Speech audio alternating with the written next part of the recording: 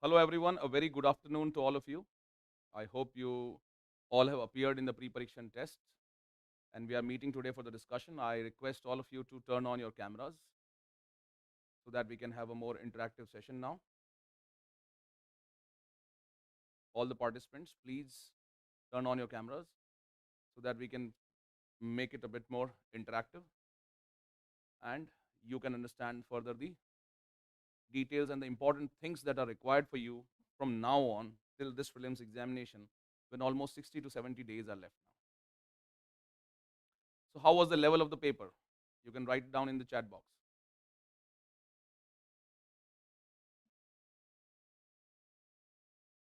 How was the level of the paper? Was it difficult? Was it easy?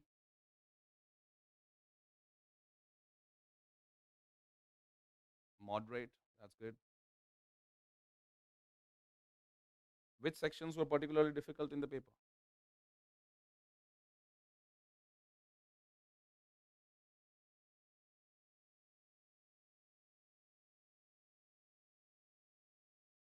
History? Doable very much? Okay, fine. Science and tech? History and current? Science? See, if you look at the distribution of the UPSC examination paper also, you'll find that certain sections are difficult. And we also need to understand that in any given paper of UPSC prelims examination, it is not that you will have to attempt all the 100 questions. You need to have a specific strategy. Which are the subjects in which you have your strength? There will be certain sections which will always be difficult. And accordingly, you plan your attempt in the paper. Out of the 100 questions, you're going to plan that, okay, these are my strengths. These are certain static subjects that I've prepared thoroughly. There are certain areas from which I have prepared current affairs. And then you devise your strategy. And for that, test taking regularly is very, very important. And I hope you got a feel of the real prelims examination through this pre-Pareekshan test. Now, briefly, I'm going to give you an overview of how exactly the reports would look like if you're trying to access your reports on the ELEARN platform. However, for people who have appeared in the test in the offline format and who have not created a login on the ELEARN will not be able to access their results.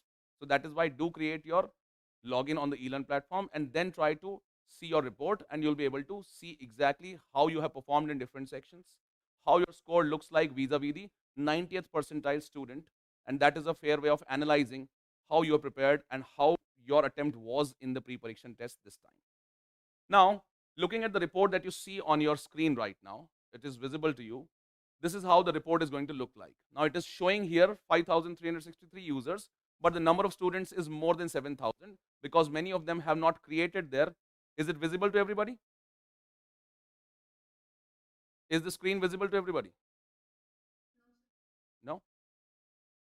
Screen is not visible.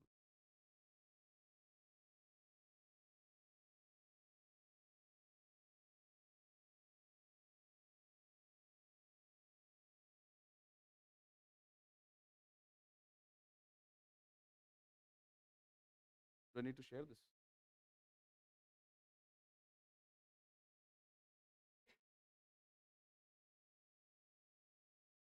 Is it visible on the Zoom?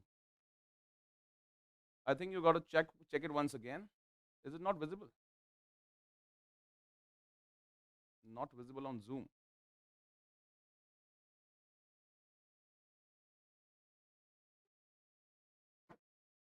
Just a second, we're just doing the correction.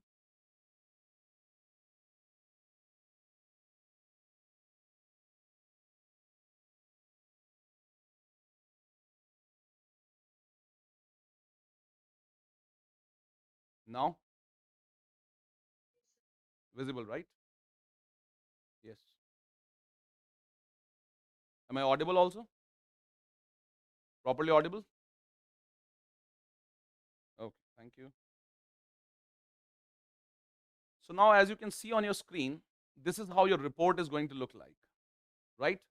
On the ELEARN platform, if you have attempted the test in online or offline mode, any of the modes, you can see this is how your performance will look like. If you look at the scores here, the 90th percentile score somewhere stands at around what score? 82.84, which means that anybody who has scored more than 82 marks is amongst the top 10% amongst the all the test takers in this particular test.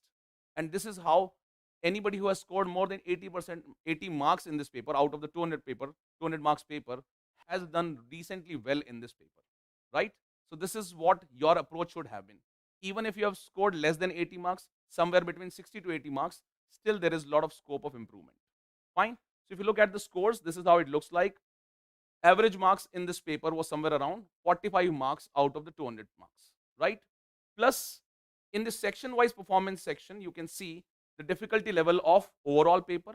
You can see how the questions looked like in the real examination based on the attempts that you have made, like how many attempts, how many questions you attempted attempted and scored incorrectly, or you marked it incorrectly. So that is what is defining the difficulty level of a particular question. And if you look at the overall distribution, there were around 24 very difficult questions in the paper, and there were around 8 tough questions, moderate 8 questions, as well as easy 60 questions according to this paper, according to this analysis or the section that you see. And number of school and the performance of the students is visible through this pie chart. What is of importance here is you can see your distribution, your score amongst the overall graph in this on this ELEARN platform, where do you exactly stand as far as your performance is concerned. If your score is more than 90 plus, it is fair enough. Between 80 to 90, this is how you're going to look like. And then in this section, you can also do a section wise analysis. Let's say you look at the section of economy, how exactly other students have performed, how exactly your performance has been in this particular section, right? Similarly, you got to do this comparative analysis for all the sections, and then you got to devise a strategy that, okay, this is how my performance was in this section. Even if it was a tough section and I could not perform well in this section, then what exactly do you need to do in the coming days? This is how you're going to create a strategy from here upon, right? So this analysis is really, really important. Always look into it, go through a report, analyze it deeply, subject by subject, and at an overall level. That is very, very important here. Fine then. This is what it looked like. And the score comparison in this particular section of all the students is basically with the 90th percentile marks. It is not with the topper. Otherwise, the comparison with the topper sometimes becomes unrealistic, isn't it? For example, somebody has scored 160 marks using the help of internet. Then it becomes an unrealistic comparison or not. So it is better if we compare our marks with the 90th percentile students, and that is why the comparison is given in this format of for all the subjects in the paper, right?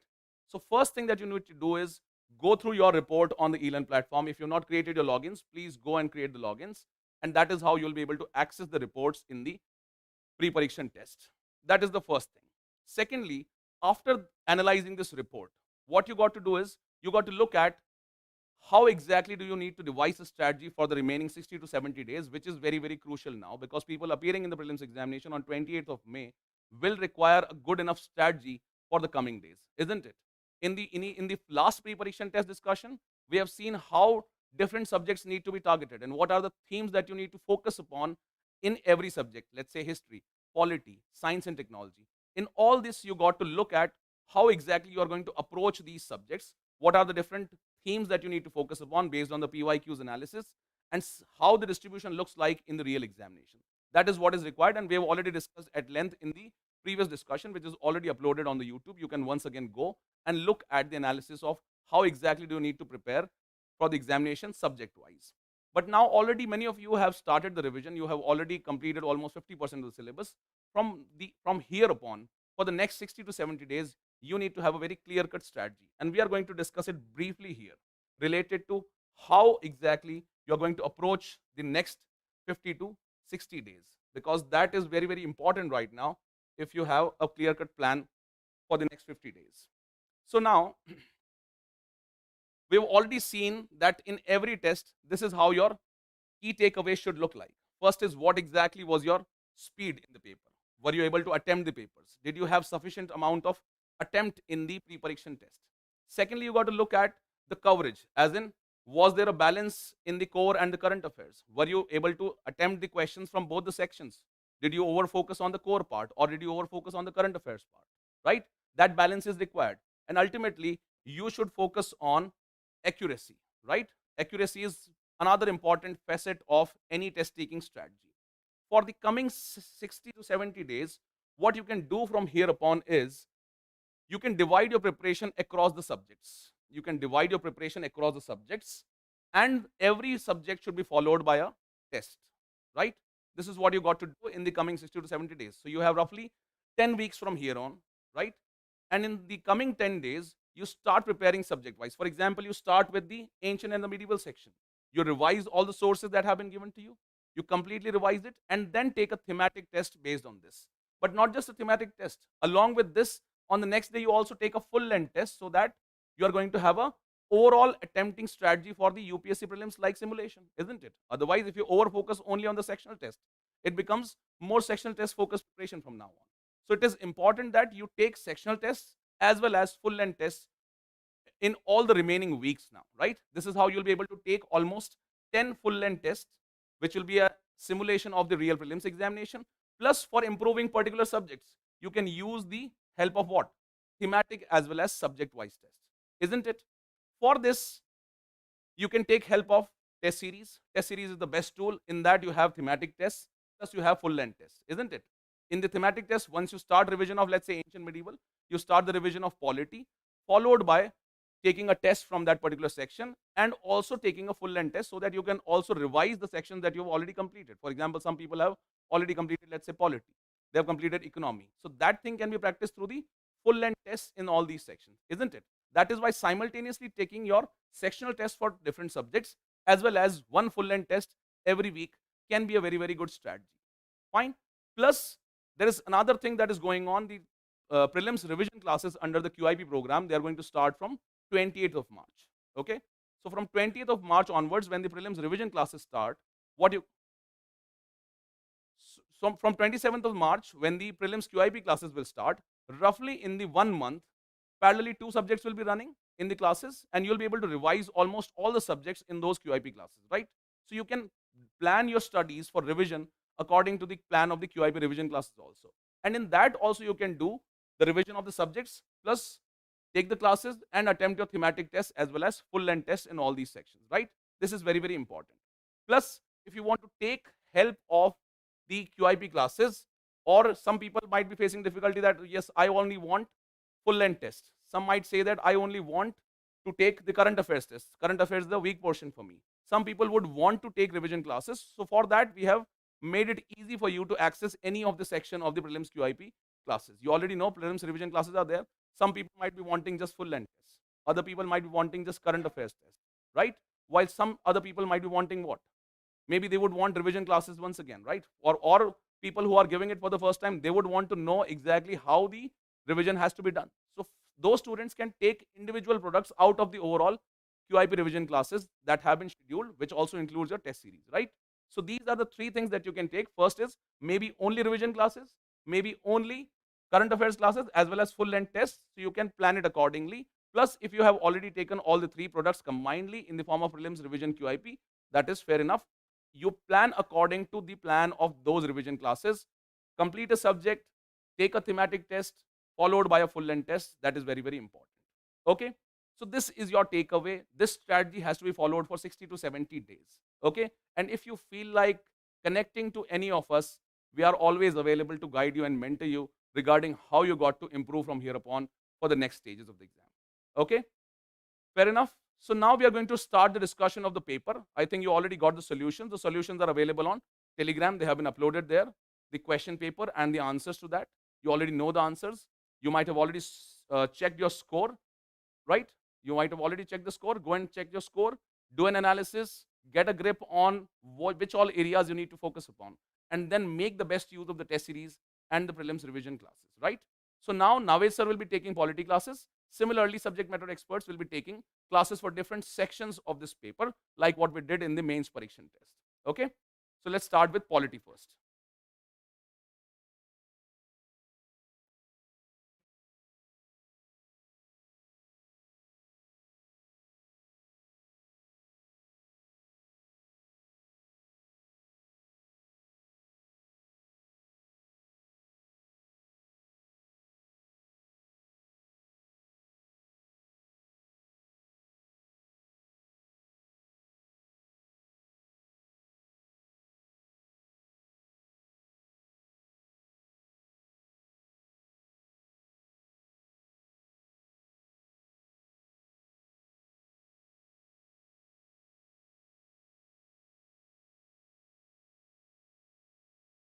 Good afternoon, everyone. Am I audible to all of you? Great. So, coming to this very important section of polity, as you all know, and if you have gone through the previous year's papers, then polity becomes one of the most important section in the prelims examination. And on an average of 15 to 20 questions are asked, you know, yearly. So this becomes a very important subject overall. Now, coming to the pre-Pareekshan test, how was your experience with respect to the questions from polity? Was it tough? Was it moderate? Or was it very easy?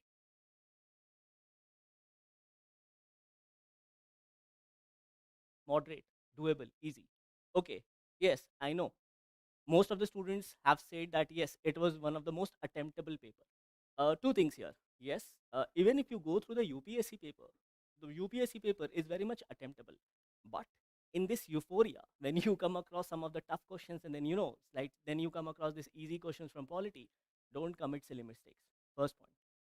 Please read the sentences very carefully. There might be a trap, might appear easy. I'm not saying it's difficult, but be careful of the traps as well. UPSC generally tends to, hide those traps or those difficult, not difficult, but rather tricky statements.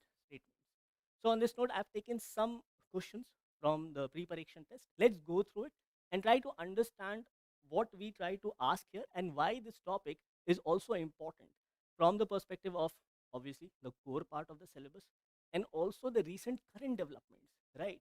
Current developments based questions have also been taken up by UPSC previously. So let's start our discussion from this particular question. This was I have taken these all these questions have been taken from set A. So this question number 17 is from set A, and all the other section also, for example history and environment, all these questions will be taken from set A only. Okay, so let's take up this question. It says, which of the following statements are correct regarding the preamble? Now UPSC in the past has asked number of questions on preamble, so you should be very much thorough about the provisions of the preamble, if any amendment has taken place in the preamble, whether preamble is a part of the constitution or not, and also the regarding the important terms mentioned in the preamble like sovereign, socialist, secular, republic, liberty, democracy, etc. What is the corresponding provision in the constitution of India? That is also very important. So on this note, let's go through these statements. First, the preamble secures to all citizens of India equality of status and opportunity. Now you need to be very careful with the terms which is used along with a particular term. For example, if we're talking about equality, then what are the associated term mentioned with equality? If we are mentioning the term say fraternity, then what is the associated term mentioned with respect to fraternity? So please keep a track on this. The second one, it is considered to be a part of the constitution. I hope you all know that in the case of Nanda Bharati judgment, this is what was declared, that it is now considered to be a part of the constitution. Third, the preamble is neither a source of power to the legislature nor a prohibition upon the powers of the legislature. Now, this, this statement is telling us two things, that even though it is part of the Constitution of India, yet it is not any source of power, which means the government cannot do anything or the court cannot direct the government to do anything just because it has something has been mentioned in the preamble, right? So on this note, the question was select the correct answer using the code given below. Here, the correct answer is D. Do you have any doubt on this? Any? Okay. So here, just on a brief note, this is the preamble.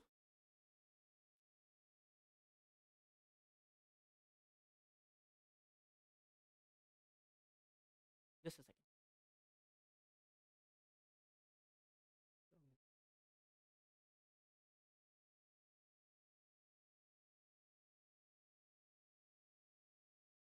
Am I audible to all of you clearly? Okay. Okay. Now, I've just taken, you know, the preamble. Just I've just highlighted the important terms. So when you revise, please go through these important terms. See this term, justice. So justice mentions about social, economic, political, liberty of thought, expression, belief, faith, and worship. Similarly, with equality of status and opportunity, and to promote among them all fraternity, assuring dignity of the individual and unity and integrity of the country. So every term is important. Along with it, the associated sentence or lines also is very important. And this part also, that we have adopted the constitution on 26th November 1949. So these are some of the important highlights of the preamble. Very quickly, the questions asked by UPSC in the previous year.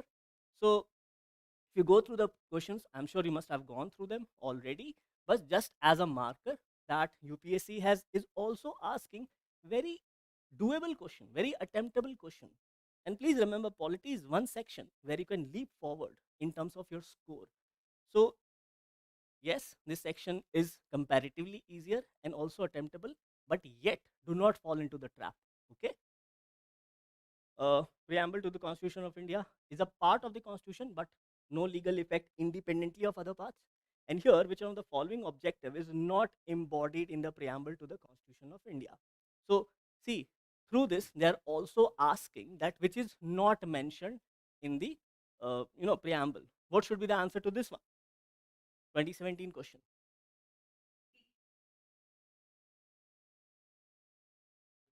Just a second.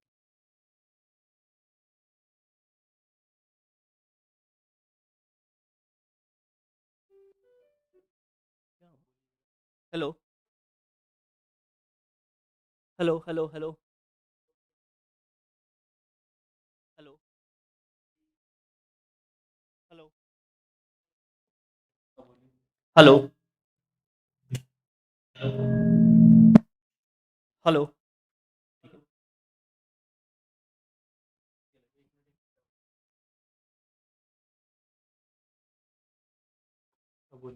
Hello, hello, hello, hello, hello, hello, hello. Okay. Am I audible now?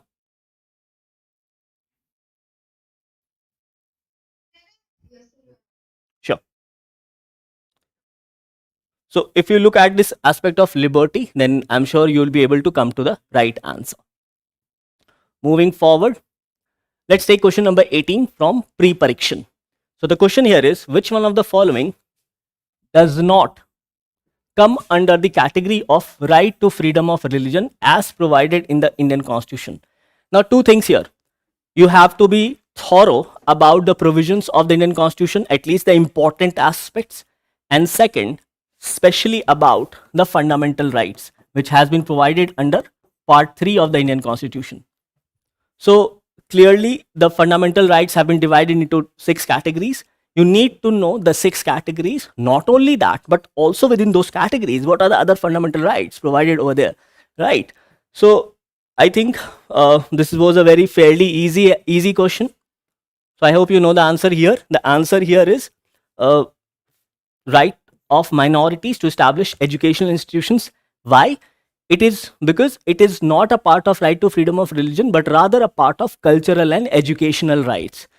And if you look here, so I have just bifurcated for you, those fundamental rights provided under right to freedom of religion and those fundamental rights under cultural and educational right. You can go through it later.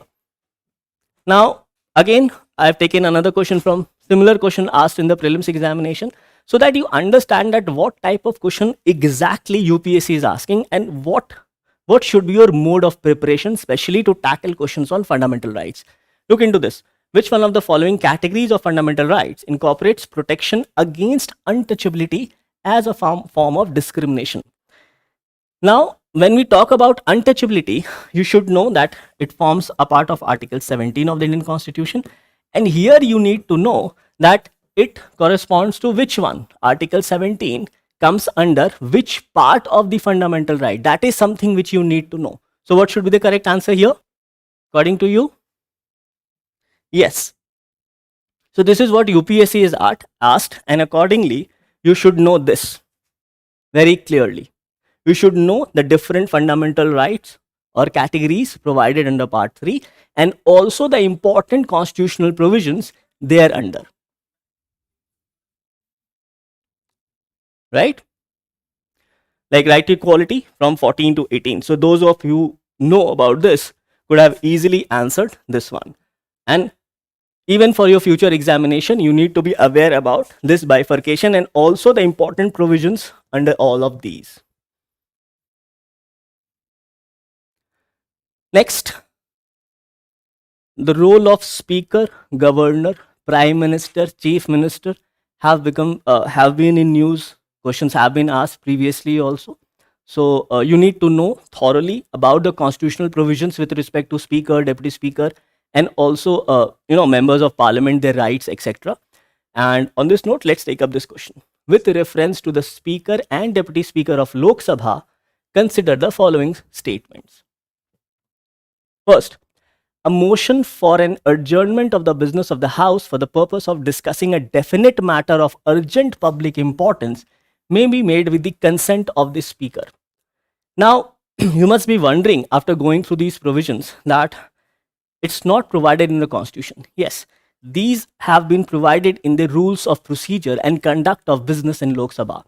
And especially when UPSC asked a statement based question on these rules of procedure, it's important for us to also know some of the rules pertaining to the functioning of speaker with respect to passing of bills, with respect to anti-defection and other parliamentary committees also. Now we'll be discussing all these in details in the upcoming QIP prelims classes. So if you want to register, then you can please go ahead and register for that. Second, the election of the deputy speaker shall be held on such date as the president may fix, and speaker shall send to every member the notice of the date of such election. Now, it's not the president, but it is the speaker itself. And the president may fix. No, it's not the president. It's the speaker himself or herself who fixes that particular date. Again, this has been provided under the rules of procedure. If you go through your explanations, the rules have also been provided. So just go through your explanations there. So this statement becomes incorrect. This is correct. This one, according to the rules of procedure and conduct of business in Lok Sabha, speaker can decide if a question is to be treated as starred or unstarred. This is also correct. So second is incorrect. So here the correct answer becomes D. That is 1 and 3 only. Right. So these rules becomes important. Another important part which you should remember, that you should clearly demarcate or delineate or delink between those provisions provided in the Constitution of India and those provisions not provided in the Constitution of India. Like, for example, some things have not been provided in the Constitution of India, but rather provided in the rules of procedure and conduct of business. So you should be very clear. Now, it's not possible to know that what is provided in the rules or, the legislations or statutes or by orders, etc. So on this note, you should know what is exactly provided in the Constitution of India. This will help you to differentiate between what is provided in the Constitution and what's not provided in the Constitution. Moving forward.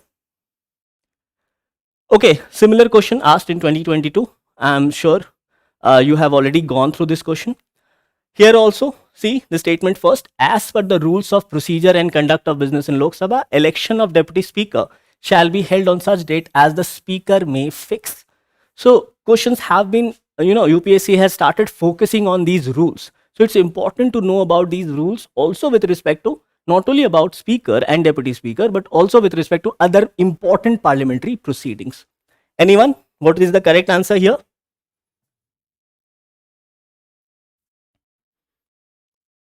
The second statement says that there is a mandatory provision that election of a candidate as deputy speaker of Lok Sabha shall be from either the principal opposition party or the ruling party. No. And this issue of deputy speaker has been in news recently because till date there is no deputy speaker in Lok Sabha, and the Supreme Court has directed, or a petition has been filed in the Supreme Court asking for appointing a deputy speaker. So again, deputy speaker becomes important. This is incorrect. It's not. Generally, it is from the opposition party, not from the ruling party. But there is no rule as such. Nothing has been prescribed as a law or as a rule.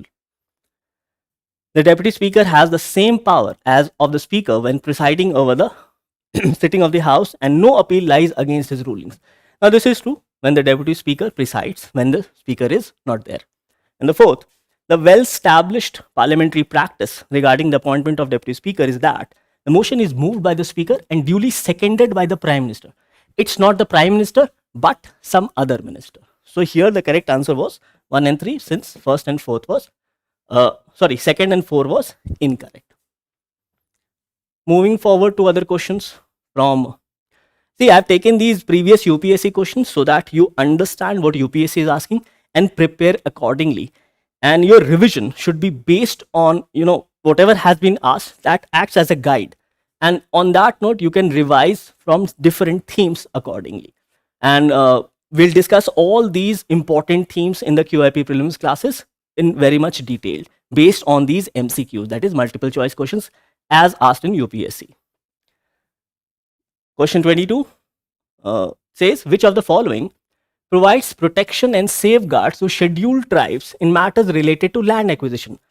Now, land acquisition has become of late a very important subject, especially with respect to the scheduled caste and scheduled tribes.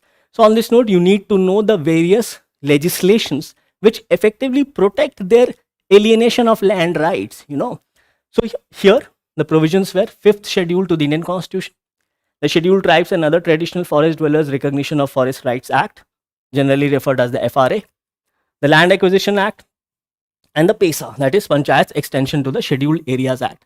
Now, in all of these legislations, there are provisions which protects the unauthorized or arbitrary alienation of land of the scheduled tribes and also scheduled castes. So here the correct answer becomes D, that is 1, 2, 3, and 4. Moving to question number 27. Now this, how many of you, find this question to be easy or rather moderate?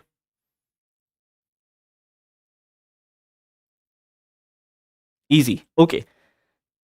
Yes, it is easy, but please be assured about the powers of nominated members, where they can participate, where they cannot participate. So have that clear distinction in mind. At times we tend to get confused with these type of options. So it says that about the nominated members of Rajya Sabha. Okay, they do not enjoy all the powers, privileges, or immunities available to the elected members. No, they enjoy every privilege under Article 105 as is enjoyed by any other member of Rajya Sabha. So this is incorrect. They have a right to vote in the election of the Vice President of India. So do they have a right to vote in the election of Vice President of India? Sure. Okay. Third, they are not entitled to vote in the election of President of India. Correct? In the election of the President of India, only the elected members are entitled. So please remember this distinction. And fourth, they cannot participate in the impeachment process of the President. Can they?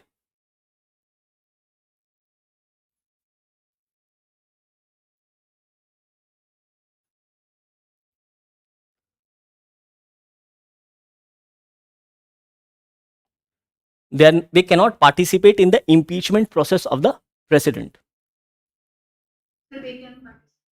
So what shall be the correct answer here?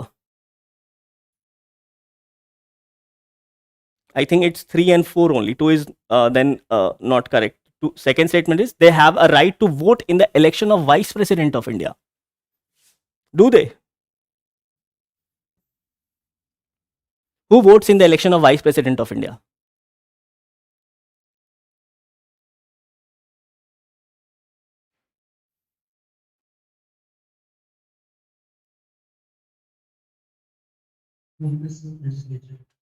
Yeah.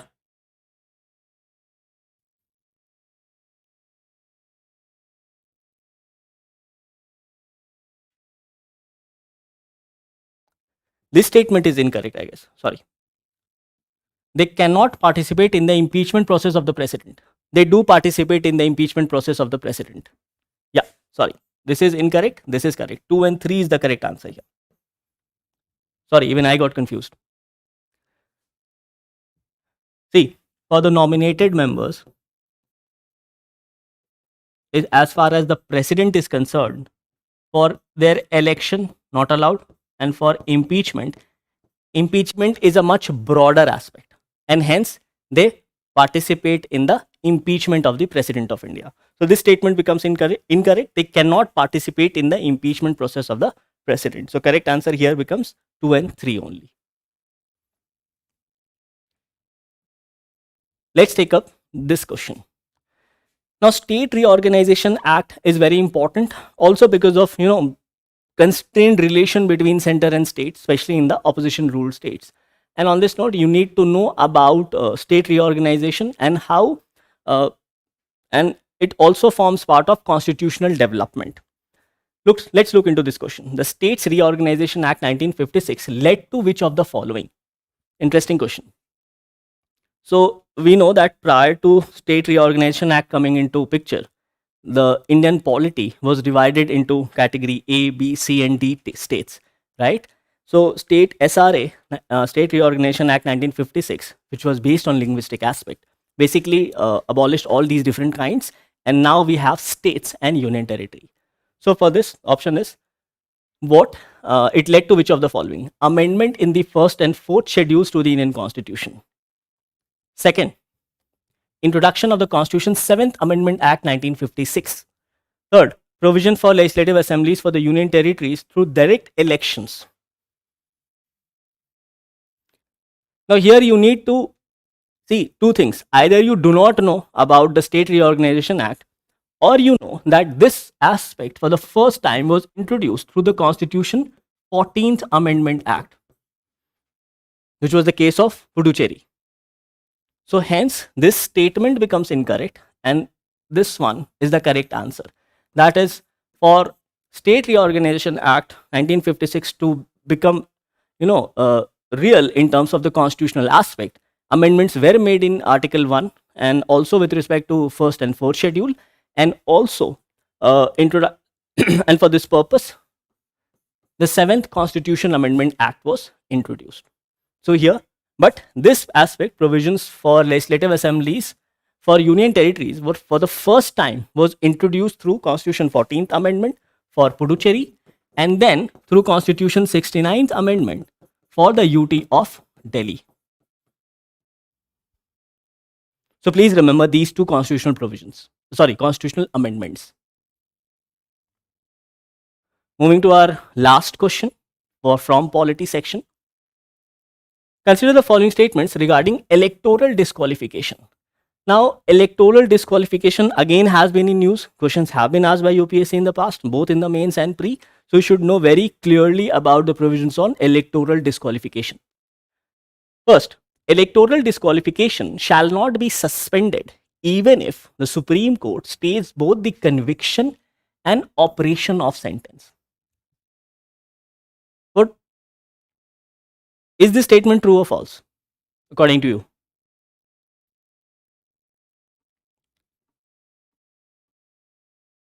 See, there's a difference between conviction and sentencing. And this difference has been recently also pronounced by the Supreme Court of India, especially with respect to the lower courts giving death capital punishment. The Supreme Court has said that sentencing and conviction should be on two different dates or on two different proceedings. And with respect to electoral disqualification, for electoral disqualification to completely erased, both sentencing and conviction needs to be stayed by the constitutional courts, which are either the High Court or the Supreme Court. So this one says that electoral disqualification shall not be suspended even if the Supreme Court stays both conviction and operation. No, it stays. The electoral disqualification is removed if the High Court or the Supreme Court put a stay on both conviction and sentencing. This is an important aspect which you should know, also because elements of criminal justice system is now being asked by UPSC. Second, the Election Commission is empowered under the Representation of People Act 1951 to reduce the period of disqualification or remove certain electoral disqualification. Is the EC empowered to do so? So you need to know the various provisions under RPA 1951 with respect to electoral disqualification. Yes, this is correct under section 11. And few years back, Election Commission did such a thing with respect to the Chief Minister of Sikkim. Third, an elected MP or MLA can be disqualified if on the day of taking oath or thereafter is found that a contract subsists with the government. That is, there is a government contract with that MP or MLA. It also means that MP or MLA has not told the election commission in his affidavit that he is in an existing contract with the government and the MP MLA concerned for the supply of goods or for the execution of any work. So what about this? Is such an MP or MLA disqualified if later it is found that on the day of taking oath or even thereafter there was existing a contract with the government? Is that a ground for disqualification? Yes, it has been provided under section 9A of Representation of People Act.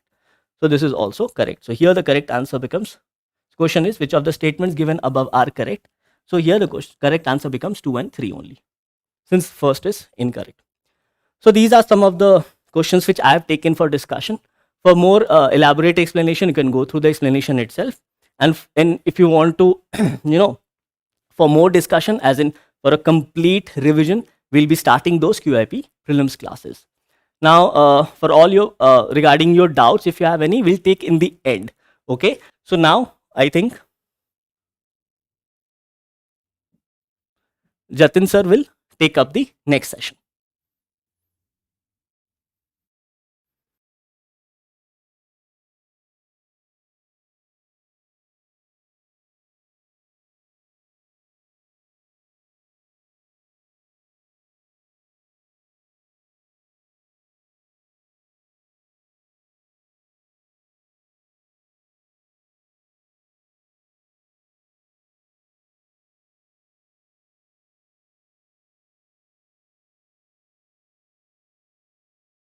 Am I audible now?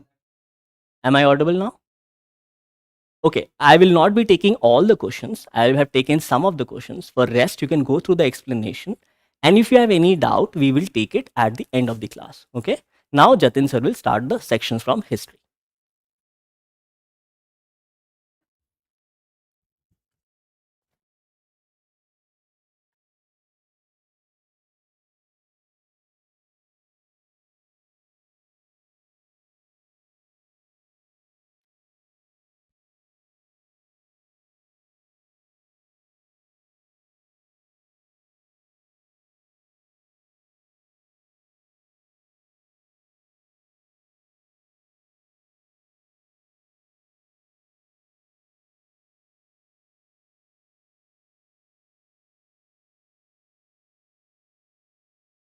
Hello everyone, I hope I am audible.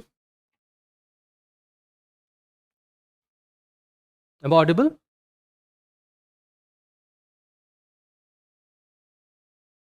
Can anyone confirm?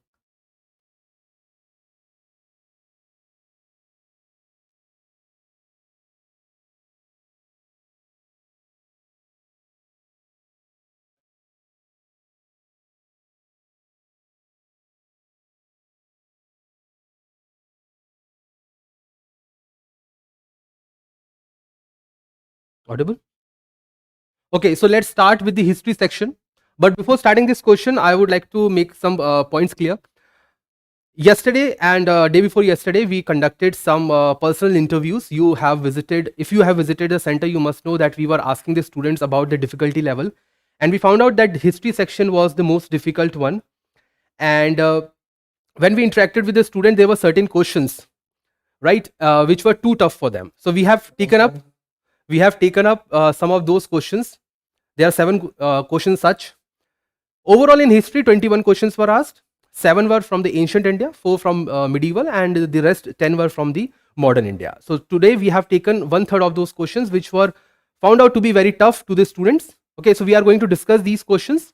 The other questions, their explanations are already provided on the Telegram and the ELEARN platform. You can download it from there and you can go through the entire explanation. So let's start without wasting any time. The first question. So this question was asked from the very important topic of the UPSC in the history section, that is the Indus Valley Civilization, also known by the term Harappan Civilization. The Telegram link is given in the description box. If you are on the YouTube, you can also go through the description box, and the chat box, it is given over there. Okay. So the question asks, which of the following sites are related to the Harappan civilization? Now UPSC has already asked a question with respect to Sohagara. They've asked a question with respect to Dholavira as well as Lothal. So based on the same trend, we have framed this question. However, to most of the students, these sites are extremely important. But if you go through the basic maps which are available freely on the YouTube as well as on the Google, you'll find that some of the sites are given on the map. We'll discuss this through this map on the screen. But before that, coming to the question. So these are the 5 sites. You have to identify how many of them are Indus Valley sites. First is Ganveri Wala, then Lurewala, Alhadino, Tharo, Varo, and Daro. This term is important. I'll come to that. Then there is Lakunjo Daro. The moment you hear this term Daro, you will remember that there is another term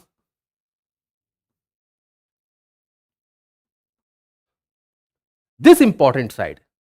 The moment you link this term with this one, you can easily get there is only one option where 4 and 5 are given.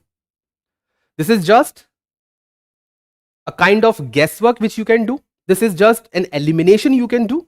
Otherwise, this question is very, very tough. Most of the time, it is advisable that you can leave these kind of questions. Okay, so do not venture, do not take adventure in your hand and attempt such kind of question. But Daro here means a mound.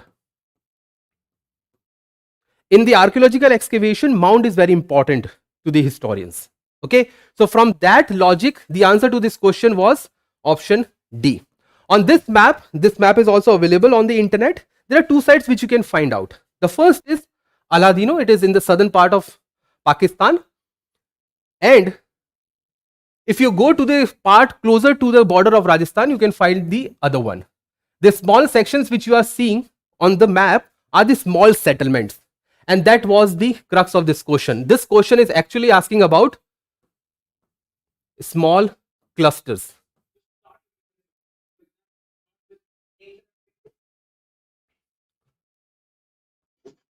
Okay, so these are the small clusters, especially the villages of Indus Valley civilization. Let's move to the next question. This question is from the Vedic Age. UPSC has already asked a question with respect to the Vedic Age and its comparison with that of the Indus Valley civilization. So we have framed this question from the Vedic Age. Now before coming to the question, I would like to make a small classification. The Vedic Age is actually divided into 2. The early and the later. Now how can we say the one is early, the second is later? It is based on the classification on the 4 Vedas. If we talk about the Rig Veda, it is early. If you talk about Yajur, Sam and Atharva, it is the later Vedic period. Now if you go to the question, you will find out that the question was asking about this section, right? So on the screen, we have to identify some of the statements which are correct with reference to the later Vedic period. The first statement is, during the period, rice and wheat were the main crop. Now you must know that even in the Indus Valley civilization, rice was there. But when we talk about the Rig Vedic period, it was barley. Majority of the crop was barley. But when we come to the later period, yes, these were the 2 important crops. Now if you are thinking this question is tough, I'll give you the reference of this question from where we have taken this, so don't worry on that. The second is red ware pottery was the most popular in this period. This statement is also correct. In the Indus Valley civilization, there was just one form of pottery. As the time passes, the new inventions come into being, right? So in Indus Valley civilization, if we have one type of pottery, in the early we will have 2 or more, and in the later part we have even more than that, right? The third statement is Vidhata existed during the period. Which period? Later Vedic period. Now please let me clarify this. You must have heard this term Vidhata in an important Vishwa Vidhata. The term is Vishwa Vidhata. Can you guess where you have heard this word Vishwa Vidhata? Anyone on the chat box, you can comment on that. So Vidhata. In the Rig Vedic period, there were 3 important assemblies, you can say, Sabha, Samiti and Vidhata. Now to your surprise, these 2 have already been asked by the UPSC. So we have created this one as a part of your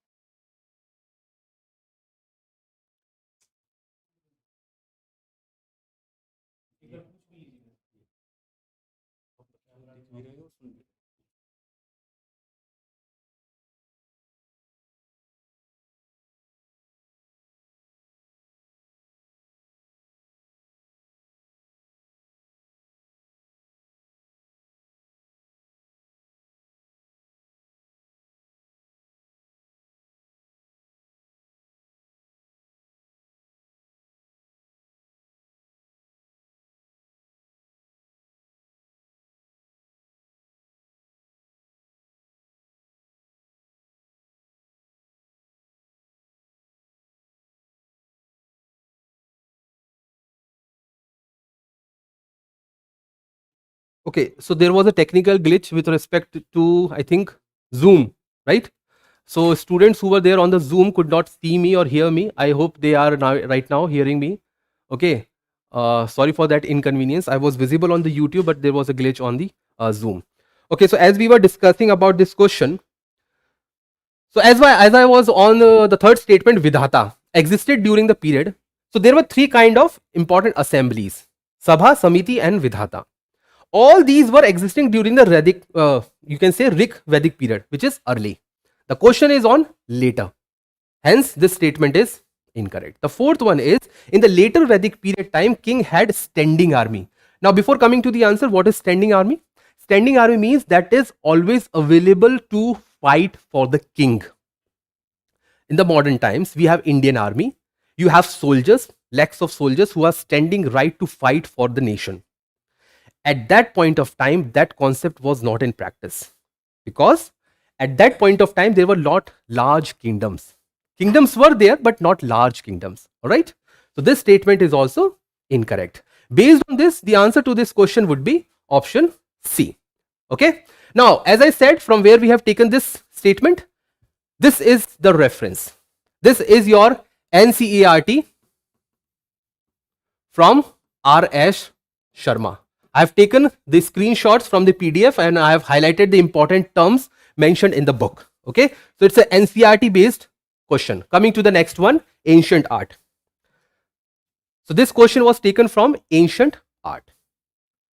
With reference, the answer to the question for Harappan civilization is all of the above. Okay, the ancient art, here the reference is with respect to some of the inscriptions. The inscriptions are part of art.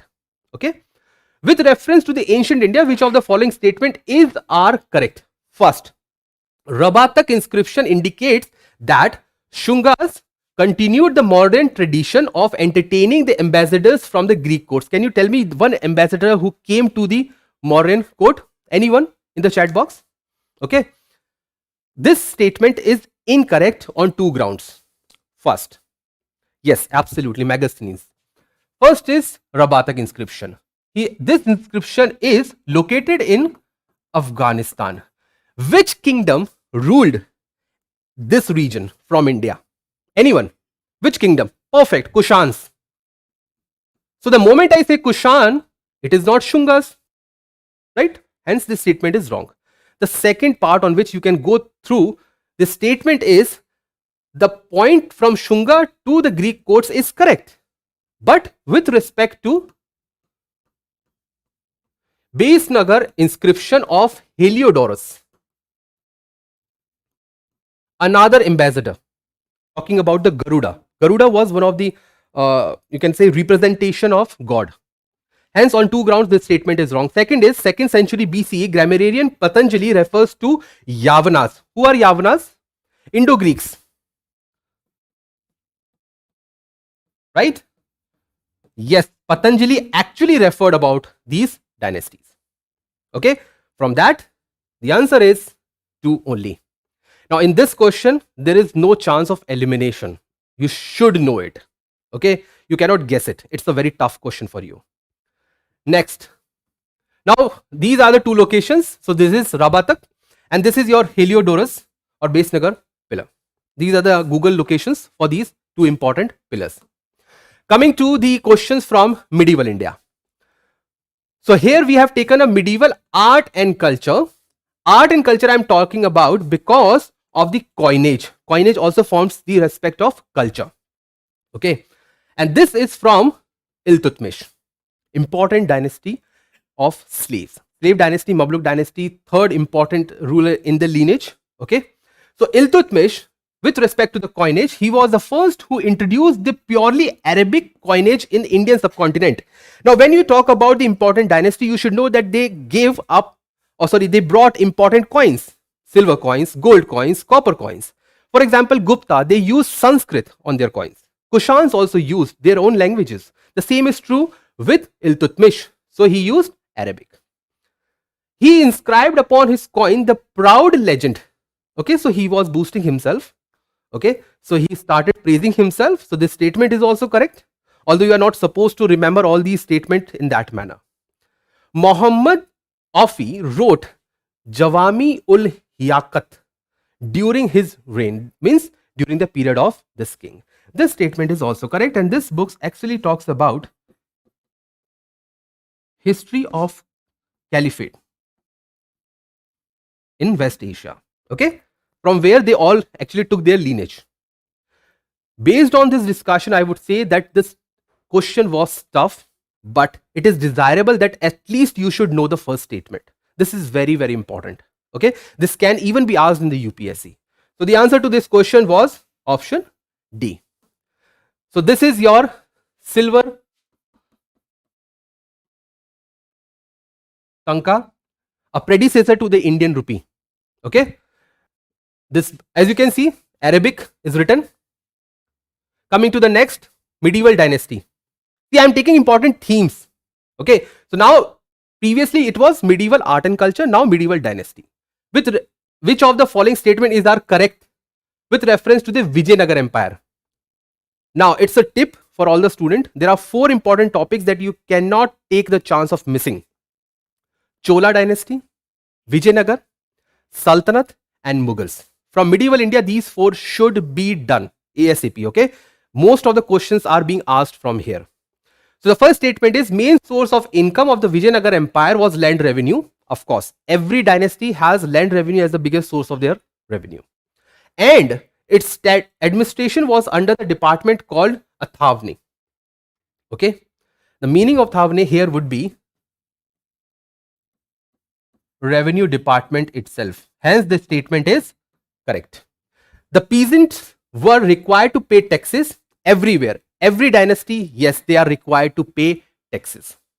But in the case of Vijayanagar, grazing tax, which is an obvious thing because you have animals, you have animal husbandry, hence you should pay grazing tax. But what about the marriage tax? Why should a farmer, a peasant should pay a marriage tax? This statement is actually correct. Why? Because Vijayanagar Empire, the most important source was the agricultural taxes, not the services, not the export import, not the industries. Okay, hence they depended a lot on the peasants themselves. Third statement is a copper coin with the third of a tar was called. Now this may sound digital, okay, but it is not. It is digital. Okay, it's a copper coin from Vijayanagar Empire. Why we have asked this question? Because of this term, which was asked by UPSC, Panam. If you can recall that, right? So this was asked by UPSC. Based on the same, we have framed this question. Hence, your answer should be option D. So this is your digital, okay? Digital, if I have to pronounce it in a correct format. Now coming to the modern India. So the 2 questions we have taken from modern India, and based on the discussion that we had with the students, these were the 2 questions that were too tough for them. The first one is with respect to the personality. So Gandhi, Nehru, Tilak, Annie Besant, you take important personalities from modern India, one way or the other. UPSC is going to ask a question in the prelims and in the mains as well. Which of the following statement is incorrect? This is the first question where incorrect is asked. So 3 are correct, 1 is incorrect. Please aware of these small details. In reference to the events which are associated with Home Rule League, so we are talking about 15, 16 and 17. Exact dates are not required. First, during Bal Gangadhar Tilak's imprisonment, because he was imprisoned, he was defended by a team of lawyers led by Muhammad Ali Jinnah. Yes, Jinnah was a very close associate of Congress during this phase, and he was too much actually a kind of a fan of Tilak, and he also stood by the demand of self-rule. In the later years, he actually detached himself from the Congress. So this statement is correct.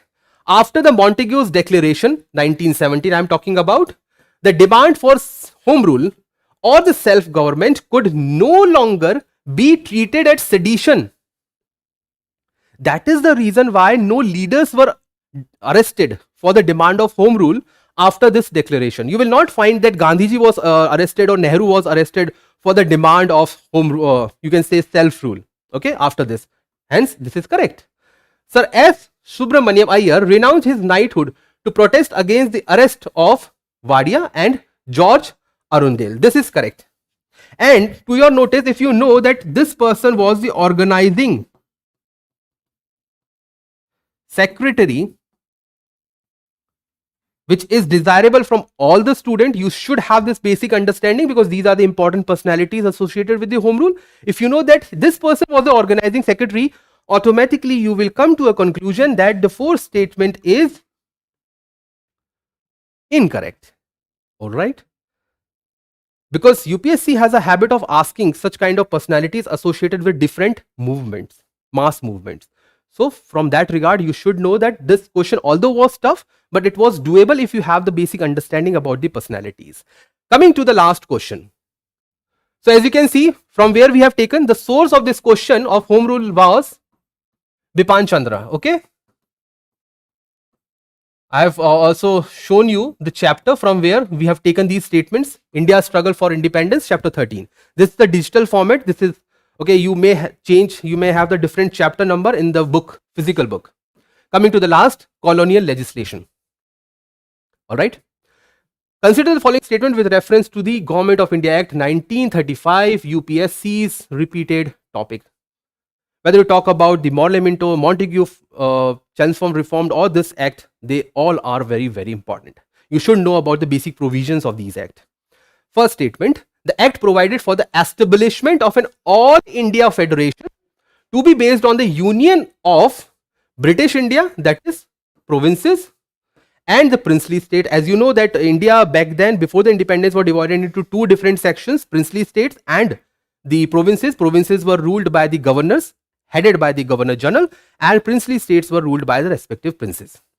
Although this federation never came into existence, but it was suggested. So this statement is correct. The representatives of the state, and states here means princely states. Most of the students make this as a confusion that this is the provinces. No, states before independence means princely states.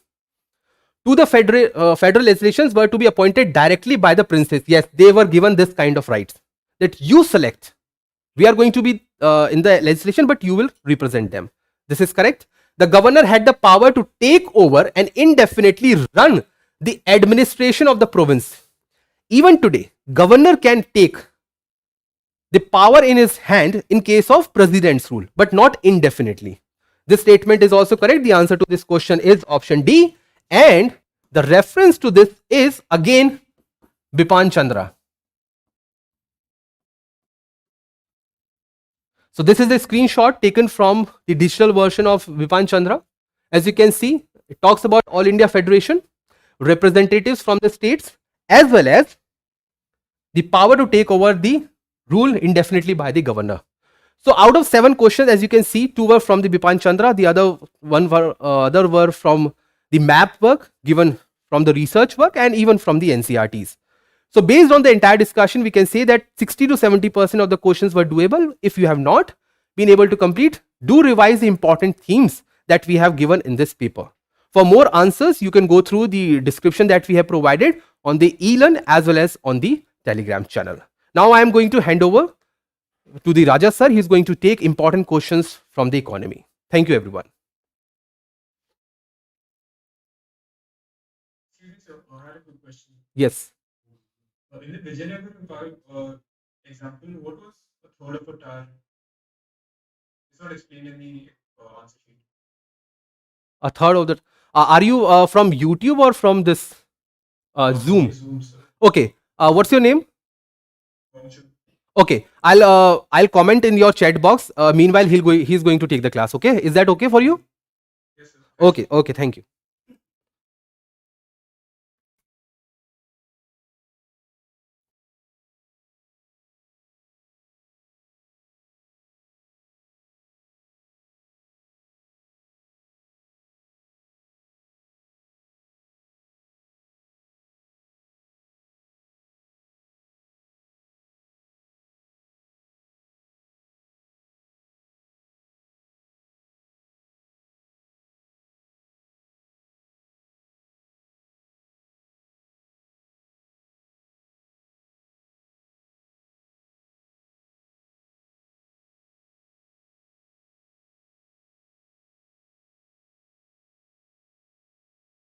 Good evening, guys. Am I audible to you?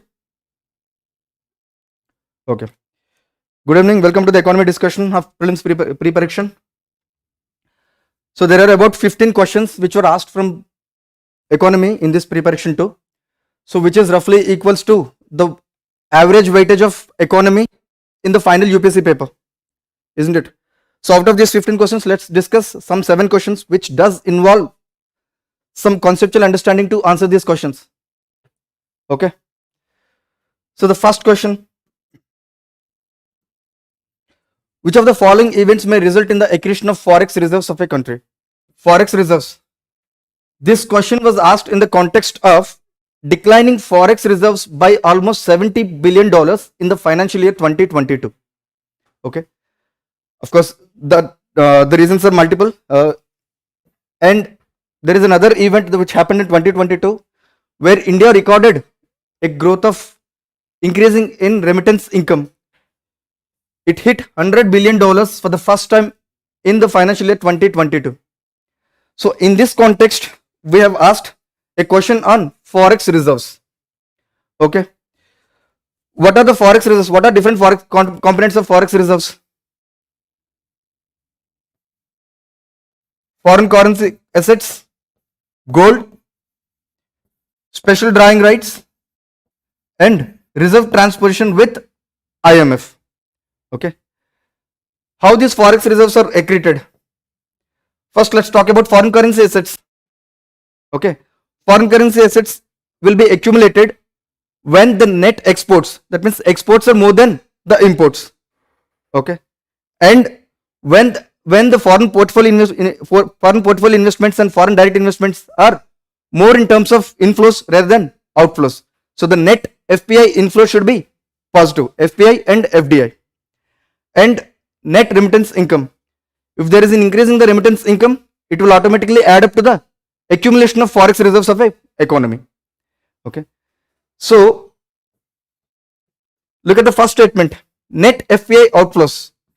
FPI outflows will reduce or deplete the forex reserves of an economy. Okay. So the first statement is wrong. Second statement, increased net remittance income. Yes, increased net remittance income will accumulate the forex reserves of an economy. And the third is special drawing rights. What are special drawing rights? Special drawing right is a forex reserve asset created by International Monetary Fund. IMF allocates these SDRs to all the member countries based on their contribution or in proportion to their contribution towards the fund. Okay. So IMF throughout the history, it has made 4 such allocations till now. The latest one being in 2021. These allocations are known as general allocations. Okay. Whenever the IMF increases its allocations to the member countries, it will eventually result in addition of forex reserves of that particular country. So as fresh allocation of the special drawing rights by the IMF to all its member countries will definitely increase the forex reserves. So it will add up to the accretion of forex reserves. So the third statement is right as well. So the answer is 1 and 3B. Okay. Next question, fourth question from set A. Which of the following statements are correct regarding AT1 bonds? Additional tier 1 bonds. Again, this question was asked in the context of the recent S-Bank AT1 bond fiasco. The case is still pending in the Supreme Court, isn't it? Okay. So what are AT1 bonds? Additional tier 1 bonds.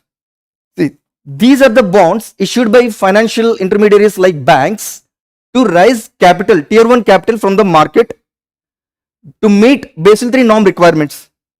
Okay. So what is so special about these AT1 bonds? The first feature of this AT1 bond is its perpetual nature. These AT1 bonds are perpetual in nature, which means they do not have maturity date mentioned in the bonds. As long as they are not redeemed, the bank has to pay interest rate to the bondholder. Okay. And it can be sold in the secondary market as well. Fine. So though these are perpetual nature, the issuer bank would reserve the right to call for redemption of these bonds. So whenever the bank feels the necessary to do so, it will ask them to redeem these bonds. Okay. Second, they are contingent convertible bonds. Contingent convertible bonds. What do you mean by contingent convertibility? See, in the case of any institutional failure, the issuer bank, the bank which issued these bonds, can turn these bonds into equity instruments without the permission of the bondholder. So these are contingent convertibles. So they are convertible on any contingency, in the case of any contingency. Okay. And in extreme cases, the issuer bank can also write off these 81 bonds altogether without paying anything to the bondholders. So yes, these are contingency or COCO bonds.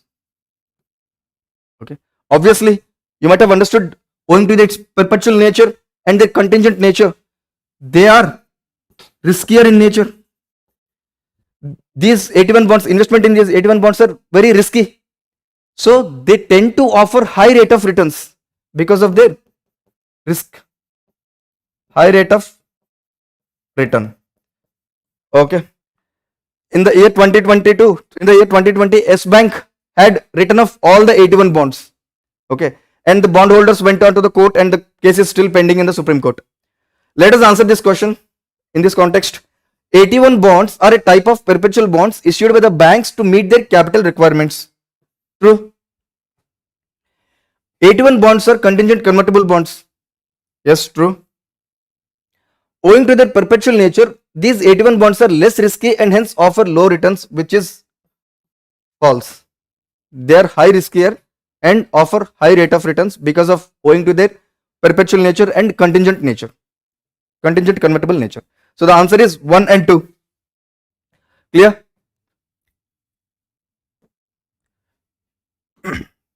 Next question, fifth question. Which of the following elements are included in the credit exposure of a bank? Where did we ask this question? Credit exposure. Recently, Reserve Bank of India sought report from all the banks stating their credit exposure towards Adani Group. Okay. In this context, let us discuss what exactly is exposure. Okay. So the exposure of a bank is categorized into two types: credit exposure and investment exposure. Okay. This is according to the definition given by the RBI. So what is credit exposure? Credit exposure refers to all the funded and non-funded credit facilities extended by the bank towards any customer. What are funded credit limits? All the loans and advances. Non-fund credits, letters of credit, bank guarantee. All these are come under credit exposure of a bank. The other is investment exposure. Investment in shares, investment in debentures of companies, debentures of corporate companies, and investment in PSU bonds, investment in commercial papers. Investment in commercial papers. Commercial papers are short-term debt instruments issued by corporate companies. So investment in these sectors are treated as investment exposure. See, please don't get confused. Investment in debentures, investment in PSU bonds and commercial paper, though are debt instruments. Though these are debt instruments, they are regarded as investment exposure, not credit exposure. And hence this question. See, which of the following is an element included in the credit exposure of a bank? Loans extended, true. Letters of credit issued, yes, it comes under credit exposure. See, investment in debenture of the company, though this is a debt instrument, it is not regarded as an element of credit exposure but an investment exposure. So the third statement is wrong. The answer is B, 1 and 2 only. Okay, clear? Next question. Consider the following statements with respect to the Indian economy. This question is about Vostro account. Again, Vostro account is very much in use. Recently, RBI allowed 18 foreign banks to open their Vostro accounts in India to enable cross-border trade in Indian rupees. Okay. So what is an Vostro account? A Vostro account is an account that a domestic bank holds on behalf of a foreign bank in domestic bank's currency, not foreign bank's currency. For example, let's say a Russian bank, which is Gazprom, which opens its account in, let's say, State Bank of India in Indian currency. That is an Vostro account. Okay. So Vostro account is always opened in domestic currency. So Indian Vostro accounts are rupee Vostro accounts. So the first statement is wrong. Of course, the opposite of Vostro account is Nostro account. The account that a foreign bank holds for a domestic bank in foreign bank's currency. So the vice versa, when SBI opens an account in Gazprom, the Russian bank in Moscow, in ruble, in the denomination of ruble, in Russian's currency, and that is Nostro account. Okay. So the first and second statements are wrong, so you can arrive at the answer. But let's discuss the third statement. What is the purpose of this? What is the purpose of this Vostro and Nostro account? The purpose is to enable cross-border bilateral trade in domestic currency, isn't it? How can we do it? Let's understand best with this example. Let's consider bilateral trade between two countries like India and Russia. Okay, let's take the example of Russia because we have done it with already Russia. For example, any Indian importer who imports products from Russia, any goods from Russia, okay, will pay the amount that is required to pay this exporter to the Vostro account held by the Russian bank in India. Okay, and the bank which held its account in the Indian bank withdraw this money and pays off to the Russian exporter. Here the Indian importer did not pay in any foreign currency. He imported goods by paying off the money in terms of Indian currency. Let's take another case where Indian exporters are exporting their goods to Russia, and Russian imported these goods and paid the money to the Russian bank, and the Russian bank deposited in the Vostro account of its Indian bank. Okay. So here, using Vostro account, the cross-border trade could be conducted in domestic currency. Okay. So overall, the purpose is to conduct cross-border trade in domestic currency. And why is that?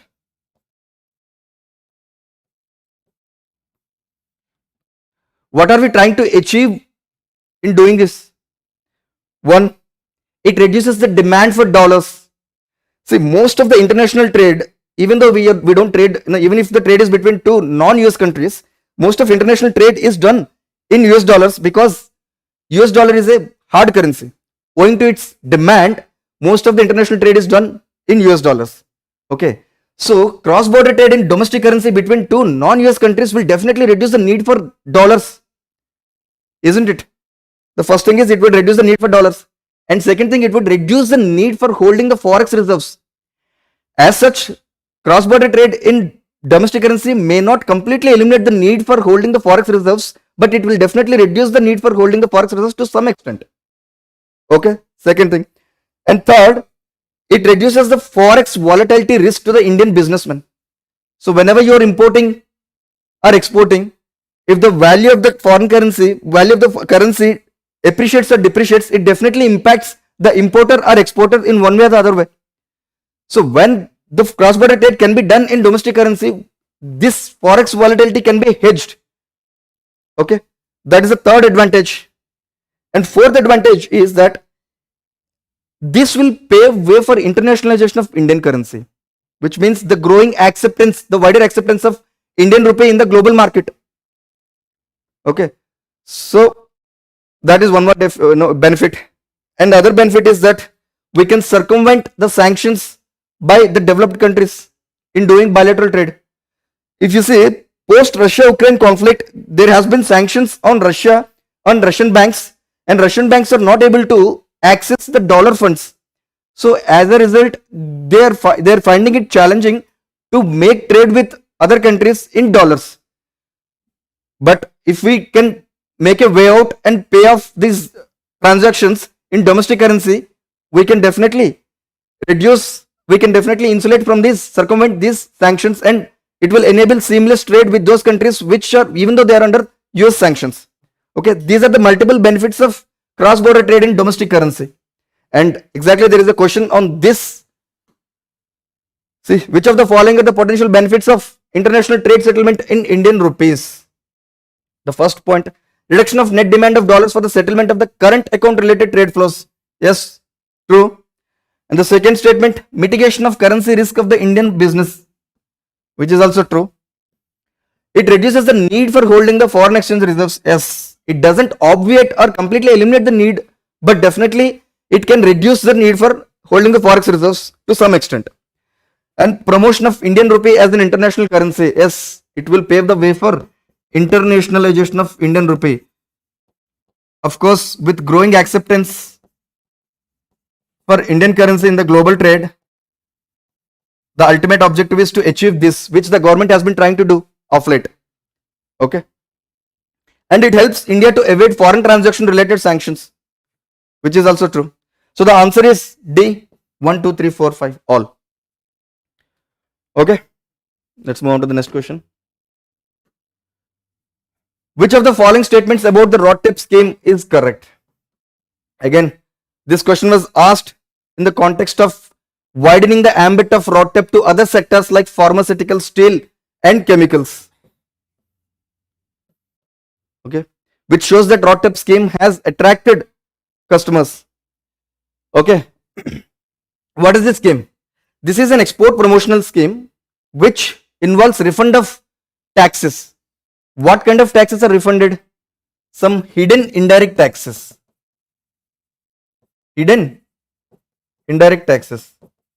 See, what is the purpose of this scheme?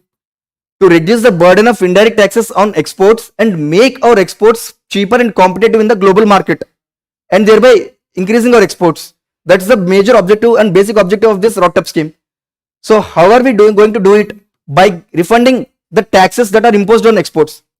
See, under GST mechanism, exports are zero rated, which means the final exports, finished good, and all the inputs that went into the making of this final good is going to be exempted from GST. Okay, that is one thing. And any input, the basics customs duty that is paid on any input which went in making of any product, any export product, even that can be exempted or refunded through schemes like advanced authorization scheme. So under some existing schemes, most of the taxes are refunded, but there are some hidden taxes which are not being refunded under any other existing scheme, existing tax mechanism. Okay, so those hidden taxes are refunded under ROTTEP. Okay, what are these hidden taxes? Mandi levies, mandi taxes. Mandi taxes are levied on agricultural produces. Toll taxes levied on transport of goods and services, goods, and stamp duties, and these are also levied on contracts. And electricity duties, state levies on electricity. The electricity is exempted from GST, not zero rated. There is a difference between zero rated and exempted goods. In the zero rated goods, only the final product is exempted from the GST, paying the GST, and there is no allocation of input tax credit for those taxes that have been paid in the manufacturing of this electricity. Okay, so there are taxes which are hidden in electricity which are not exempted under existing GST mechanism. Okay, so these taxes, these hidden indirect taxes are refunded under this scheme. Okay, let us answer this question. The scheme provides for refund of all the direct and indirect taxes imposed at center, state and local levels in the form of duty scripts, which is wrong. Not all the direct taxes and not all the indirect taxes. Only those indirect taxes which were not exempted under any existing mechanism, which are not refunded under any existing mechanism. Okay. First statement is wrong, obviously. So the second statement, of course, these duty scripts are given in terms of electronic scripts. Okay. So the refund is not paid in terms of cash in the bank account of the exporter. They are being allotted. They are going to be allotted with electronic scripts. Any holder can use these electronic scripts to pay off any other tax. Which tax? Basics customs duty.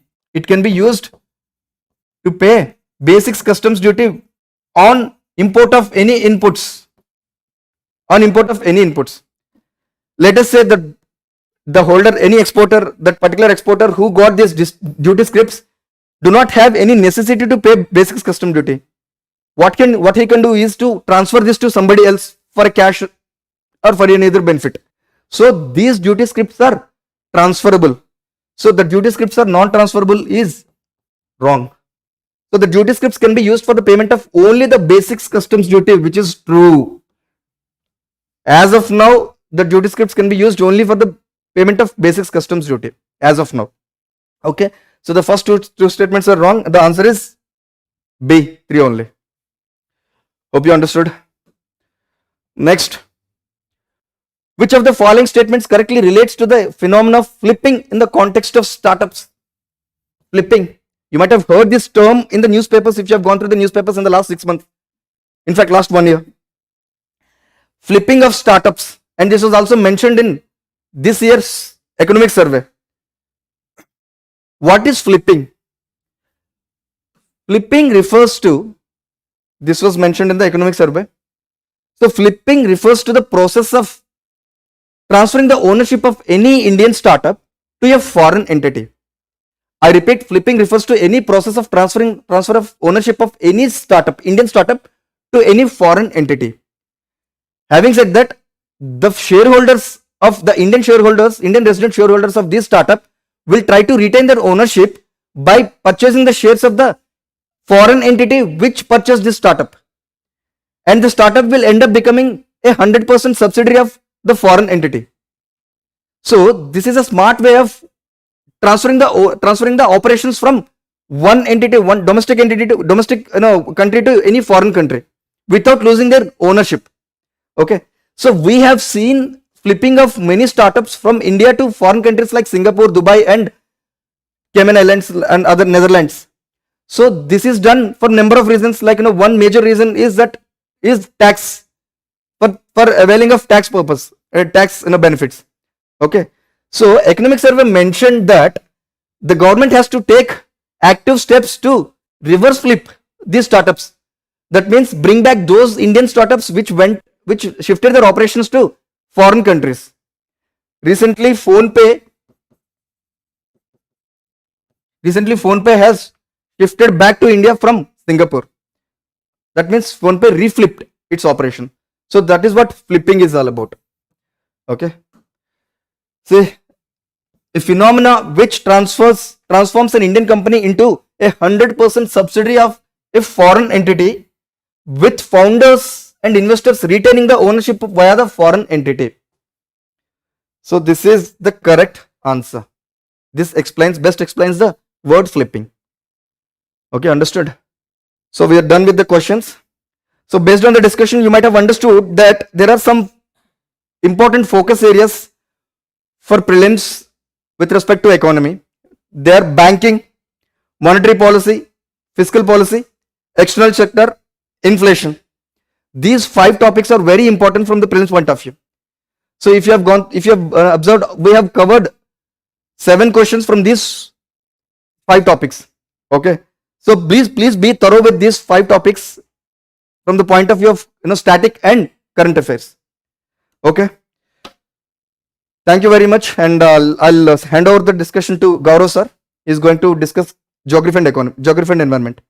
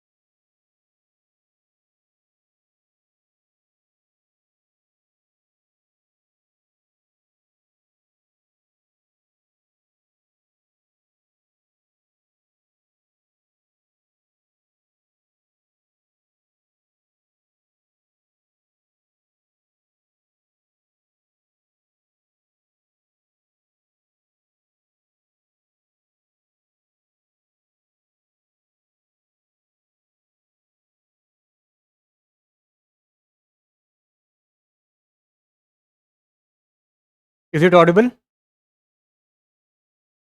Audible. Okay, Yes, thank sir. you. See, when humans rely on technology, na, so the glitches are bound to happen. Okay. So this is not a very big issue. So try to cope up with this. Okay.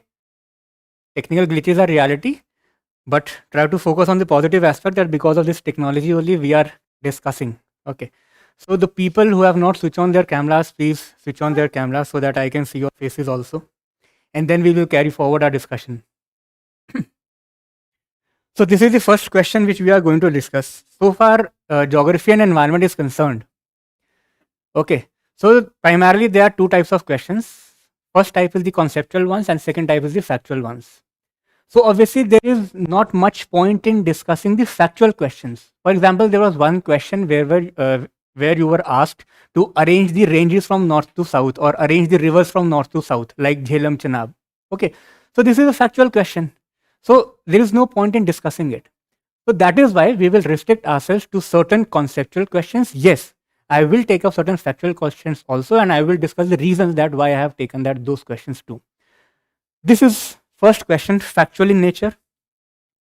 So when we see since 2019, the question have been asked related to dams, reservoirs, lakes, etc. So this linkages of reservoirs, dams, and rivers is very important. So this was the question. You were to find the correct pairs out of these given things. Okay. So so there are two types of reservoirs. One are those dams and reservoirs which we read about in NCRTs and in newspapers also. But then there are some unfamous reservoirs also which are there in newspapers. Okay. For example, if you see this particular map, so this is the map from NCRT and several standard sources have this map. So there are certain important reservoirs in this map. So UPSC and we also expect that you know at least these number of reservoirs from this map. Over and above this, there are certain reservoirs which will be in newspapers. So that just add them to your notes. Okay. So let us see this question.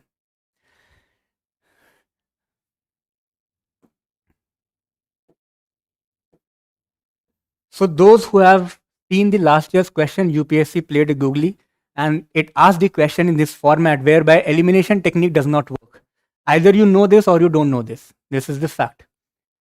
So there are three reservoirs and you have to match them with their location, that is the state. Okay. Now this reservoir is very famous, Govind Vallabh Pant Sagar. But the state is incorrect because this is located in Uttar Pradesh, southeastern part of UP, particularly the district of Sonbhadra. The river important is Rihand. Rihand Dam, you must have heard about it. Okay, so that's why this is incorrect. Now this reservoir was taken from the news article, maybe not in the NCRTs or not in the standard sources, but okay. So again, this is incorrect because this is in Karnataka. But this dam is important. The reason being, you might have heard about Jog Falls, Sharavati rivers, correct? So, okay.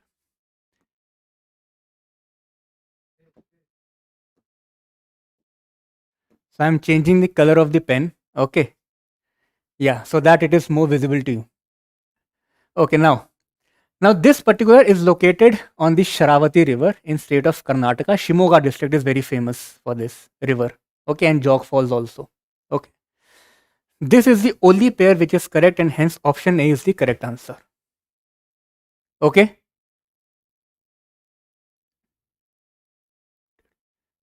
Okay, correct? Next question. Yeah, just wait. Host has muted me. Host. Is it audible now? Is it audible?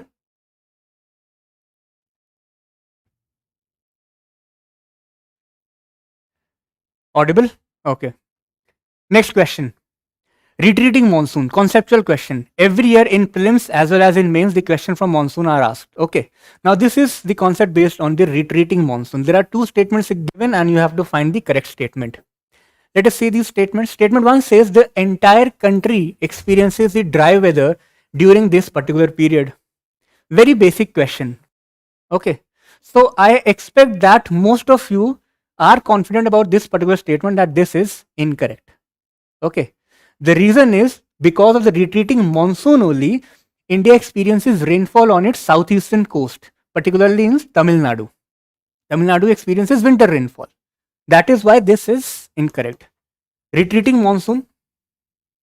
As we all know that monsoon refers to the seasonal reversal of winds. During summers, we have southwestern monsoon. During winters, we have northeastern monsoon, which is known as retreating monsoon. So that is why it hits the eastern coast of India. Okay. Statement 2 says this period is associated with cyclonic activity from the Andaman Sea to the eastern coast of India. True or false? True.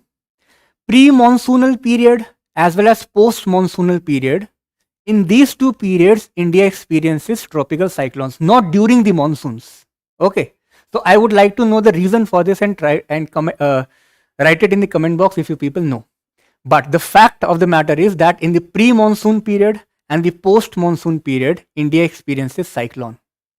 So this is correct and option B is the correct answer. Okay. Yeah. Moving ahead. Now map-based questions related to rivers, mountains as well as the political boundaries of different states are very important. Okay. More importantly, there are few global regions which are important as far as the prelims examination is concerned. First is the West Asian region. Second is Central Asian. East Asian as well as Southeast Asian.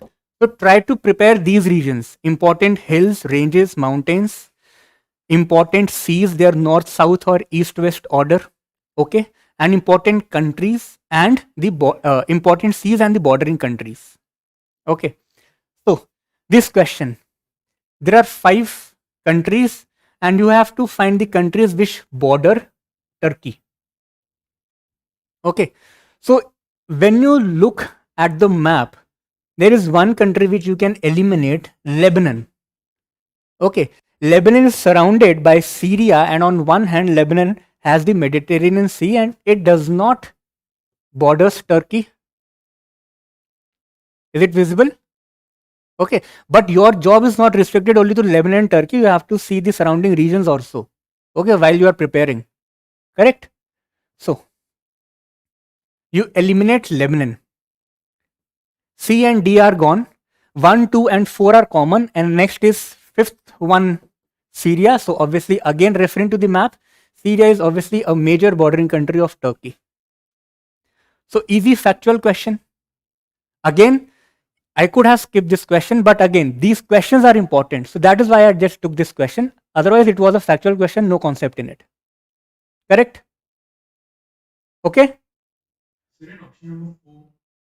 Yeah.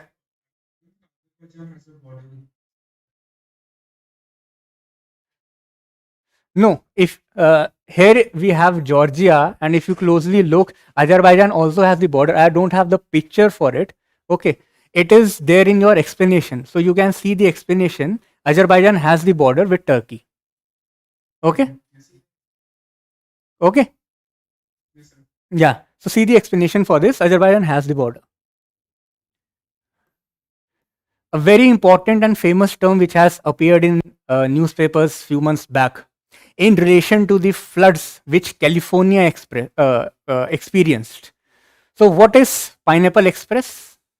The concept is related to atmospheric river. Now what is atmospheric river? In a very layman language, let's say that this is North America. This is the Californian region, and here we have Pacific. Now Pacific is experiencing high intensity insolation. Okay. This is sun heating the Pacific waters, leading to evaporation of the Pacific waters. the water is being evaporated. Okay, the winds which are moving in the atmosphere collect these water vapors and move towards the western coast of North America. Here we have young fold mountain ranges. These winds strike the mountains, they experience orographic upliftment, and the whole process of condensation, saturation, supersaturation comes into play, and this leads to high intensity rainfall in this particular region. But this whole thing is known as the atmospheric river.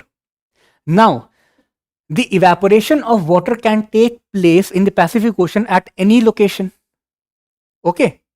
But when this evaporation is more dominant near the Hawaiian region, then this atmospheric river is given a particular name known as Pineapple Express.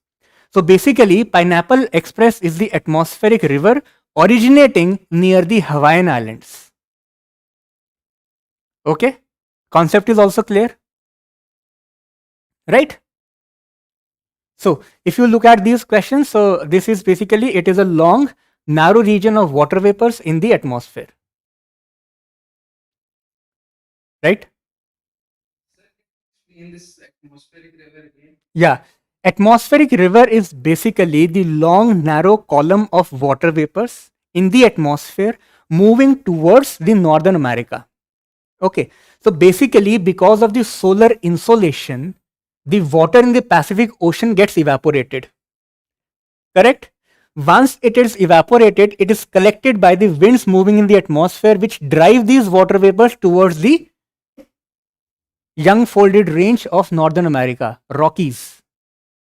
Okay, so this phenomena of rainfall is similar to the which we experience in the Western Ghats. That is the orographic rainfall.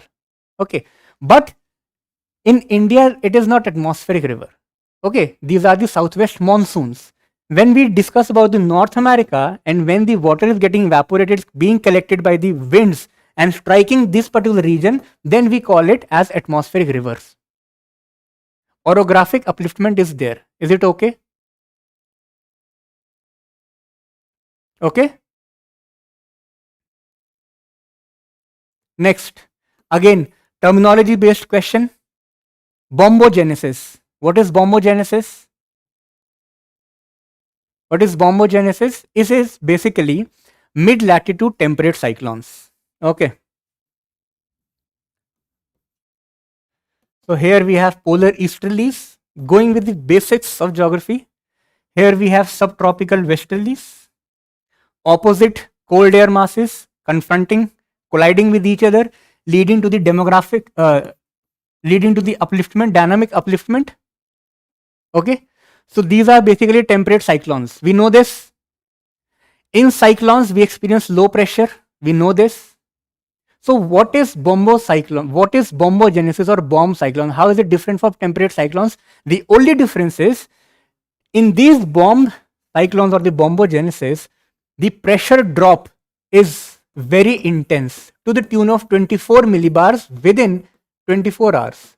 So if any particular area is experiencing temperate cyclone and the pressure is dropping by at least 24 millibar within the span of one day, we will call that temperate cyclone as a bomb cyclone. And the genesis of that temperate cyclone will be known as bombogenesis. Clear? So again, the basic geography knowledge, just attaching the flavor of current affairs, this term bombogenesis. Okay? Next question. Green debt securities. Now, intersection of environment and economy. So you should know the basic terminologies, that what do we mean by blue bonds, yellow bonds, as well as the transition bonds. If you pay close attention to these terms, blue bonds, so obviously it will be dealing some aspects with the blue economy, maybe marine fisheries, maybe water recycling or water conservation. So the aspects related to this blue, that is water. So the blue bonds can be floated for sustainable fishing, ocean energy and ocean mapping. Correct? Yellow bonds can be floated for solar and wind energy. This is incorrect. Yellow bonds are only for the solar energy. Okay. So because we have attached wind also, that is why this statement becomes incorrect. So second is incorrect. Okay. Now transition bonds, again as the name is suggesting, just look at the definition. They can be floated to raise the funds for transitioning to a more sustainable form of operations. This is also correct. Okay. So how you people have experienced, what is your experience regarding geography and environment questions? These were very easy questions, I feel them. Okay. So you should score more in these questions. C is the correct answer. Next question. Again, a very important topic because there has been an amendment to the Wildlife Protection Act. Just look at the statements.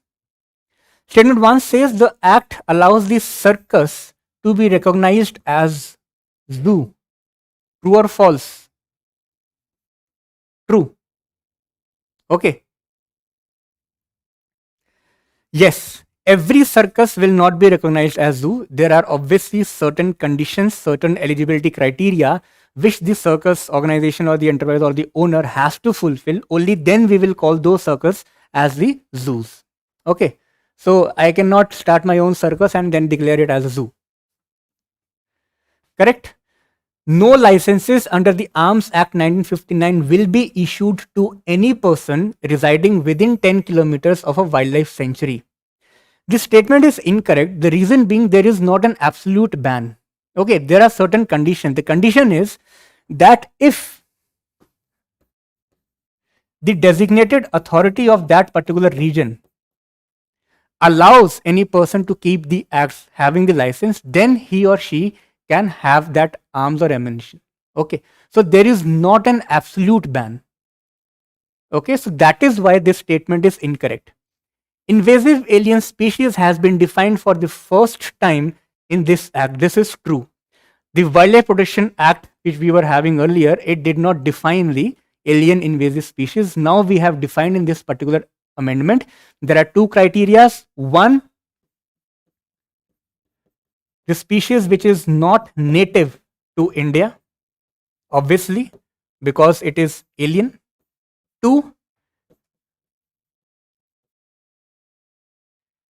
detrimental to wildlife, obviously, because it is invasive. So there are two criteria laid down in this particular act according to which we will declare that particular species is invasive, alien or not. Okay. So again, this is correct. 1 and 3 is the correct answer.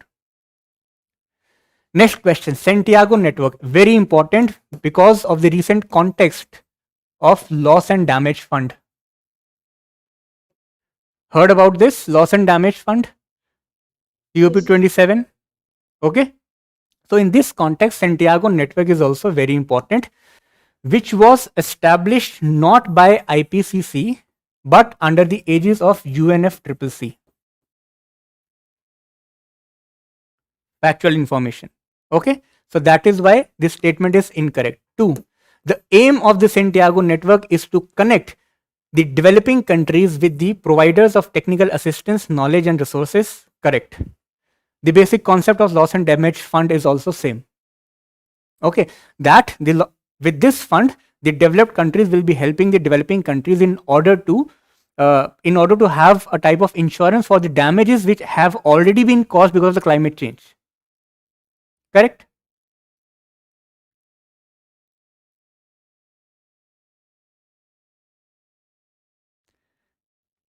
Question from basic ecology. Just a minute.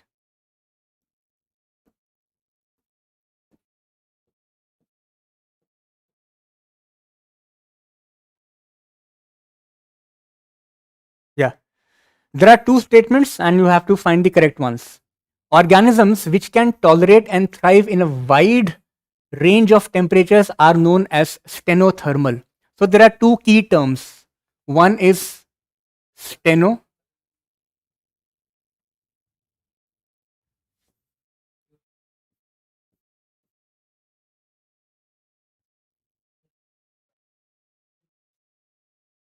One is steno. Okay. And second is Uri. So stenothermal obviously related to temperature. Okay. So now how you have to memorize it. Uri is somewhat similar to every. Okay. So if I am saying Uri thermal, that means every thermal. So that will be the wide range of temperature, na? That a species can thrive in every type of temperature condition. So that will be every thermal, that is Uri thermal. Similarly, the stenothermal will be having the restricted range. The pen is not working and this is my handwriting when I write with fingers. Okay. So not an issue. Right? Stenothermal, urethermal, stenohaline, urehaline. Okay. So this is incorrect. 2. Under the unfavorable conditions, many zooplankton species in the lakes and the ponds enter diapause. So when a particular species is not able to withstand the harsh climatic conditions, there are certain mechanisms which nature has provided to those species. For example, one is migration. So you might have heard about some birds which live in the polar areas of Siberia. During harsh winters, they migrate towards India, then towards Africa. So they can fly, so obviously they can migrate. But then there are certain species which cannot fly. For example, insects will not be able to migrate from the polar Siberia to the tropical African region. So nature has provided them different ways, different mechanisms to cope. For example, hibernation, estivation. Out of all those mechanisms, one is this diapause provided to the zooplanktons. This diapause, again, this name is suggesting pause. That means it is a temporary suspension of physiological developmental activities. So during the harsh climatic conditions, they will not develop themselves. They will have a temporary phase of non-development. So this is correct. This is the correct answer. Correct? Okay. Last question. Cryomesh technology, again based on terminology. So those who are following the newspapers might know the correct answer. Cold containers for storing vaccines, freezing and storing for biodiversity conservation, technology used in space propulsion, technology that can aid in creating superconductors. This technology was in use in the context of preserving the corals near the Australia's Great Barrier Reef. Basically, the coral larvae are stored at a very low temperature to the tune of minus 196 degrees Celsius. Okay, so the coral larvae are preserved and then at the appropriate time they are released into the wild so that corals can rebuild their colony. Okay, so this is in relation to the cryomesh technology. This was all about geography and environment. Okay, so now I will be Ankit sir will be taking the questions related to IR. Okay, related to IR and science and tech.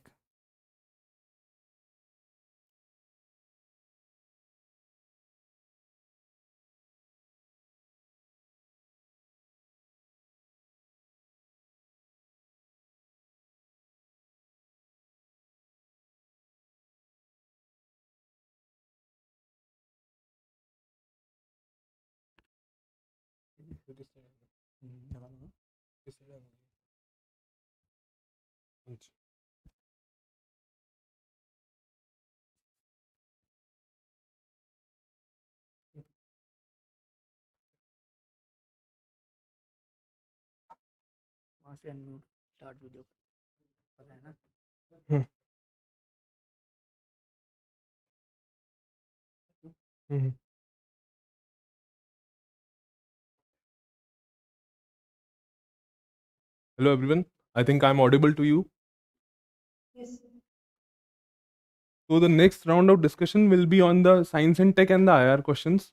As we do in the UPSC examination, we attempt start from polity, go with the economy, and neglect these questions. But let me assure you two things. Firstly, the weightage of these two sections are increasing, as you must have seen in the 2020 paper. And the second thing is these are low-hanging fruits. If you are able to solve these questions, you might have heard stories that people are not able to make it to the prelims examination or to the mains examination because they are lacking for 3, 4 or 6 numbers.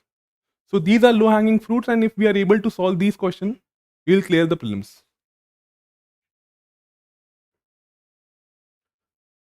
So we'll first discuss the science and tech questions. Now, if we see this question, to respiration, consider the following statements. Now, if we take a look at this question may seem to be very difficult, as you might not have heard about pyruvate. And it says that pyruvate takes place in the mitochondria, where breakdown of glucose occurs. Now, about this question, statement 1 and 2 here are interchanged. But this is a technical aspect. Most of you might not be knowing it. If you are knowing it, it's very good. But then also we can solve this question. If we see the third statement, it asks about the process of respiration. And the third statement says, in the absence of oxygen, the pyruvate is converted into lactic acid. Now we have studied from the basic science section in our 5th, 6th, 7th class NCERT that when in the absence of oxidation, aerobic respiration takes place, it leads to formation of lactic acids in our muscles also. So if you know this statement is correct, and you see the example, and you see the statements, for example, the code that is given, it asks about the incorrect statement. And we know that only third statement here is correct.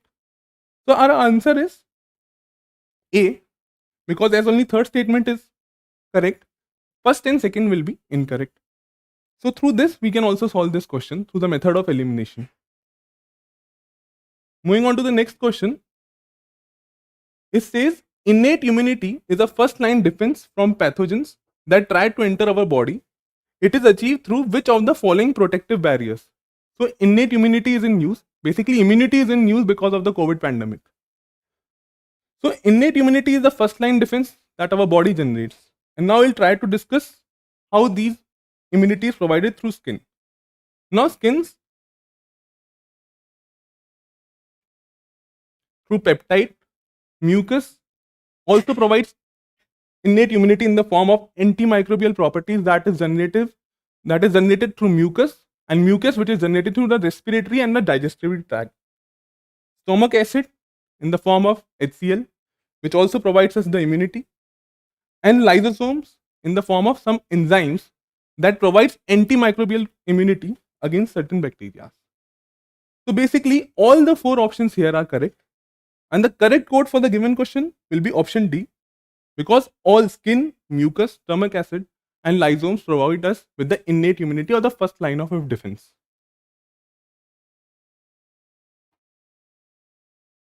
Now, taking the next question from the science and tech question, it says, consider the following statement. The first statement here is, Pisces are cold-blooded and they breathe through lungs. Now, Pisces basically are fish, and we all know they breathe through gills. So, first statement here is incorrect. You need not to even go to second and third statement, because the question says which of the following statement give. Please mute the mic, Ramesh. Question further says, which of the statement given above are correct? And as we see that first statement here is wrong. So all the options that contain first statement as the answer is wrong, and only second statement, that is B, which contains second and third statement to be correct, is the correct code for the given answer. So by using the code and the application of mind in the real-time examination situation is also very important, because there may be situation that you might be not knowing all the answers to the question, but using your brain or little sense of knowledge which will come through a calm mind, you may be able to answer these questions even if you don't know all the facts. Now, the last question from the science and tech section that we will discuss is, which of the following statement is correct about the CRISPR-3?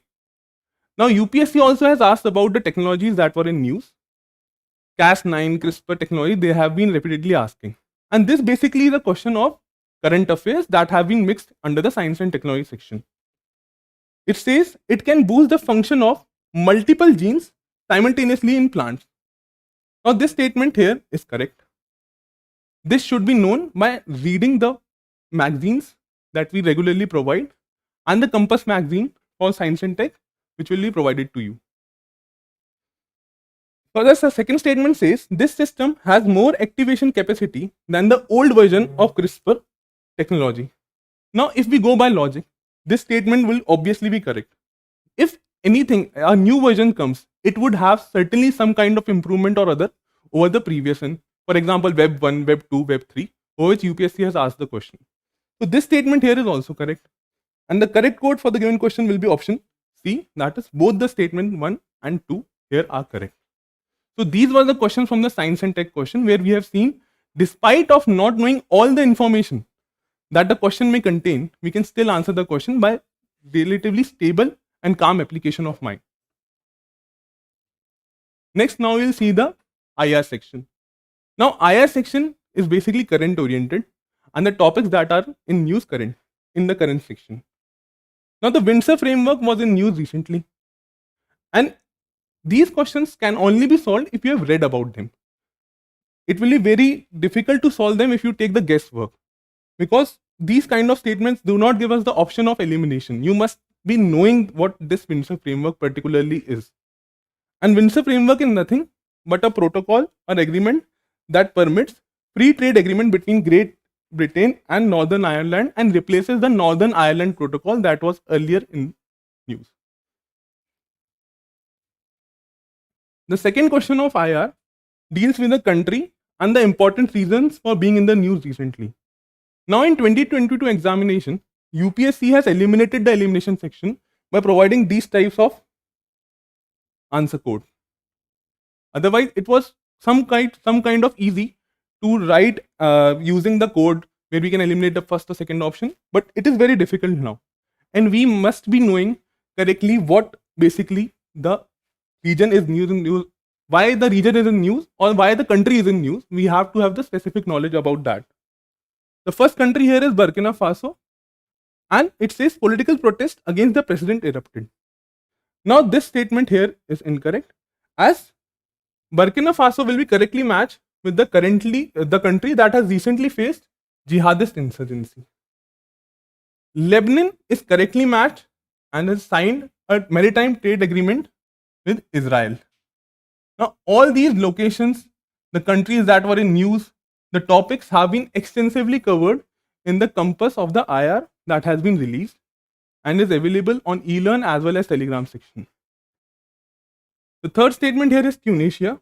Now Tunisia is the country which has been asked in the prelims examination earlier also, and is the basis where from the Arab Spring started. And political protests erupted in Tunisia. So option 1 and 3 were interchanged. And the last is Croatia, which has now switched to shared European currency, the euro, and this statement is correct. So basically 2 pairs here are correct, and the correct answer will be option B, as only 2 pairs are correctly matched. Again, this type of question was asked in the 2022 prelims only, wherein the regions that are often mentioned in the news and the country they are associated with is asked. So the first pair is matched with Ukraine. Now this is correctly matched, as this region falls in the Oblast province of the Ukraine and was in news because of the continuous conflict with Russia.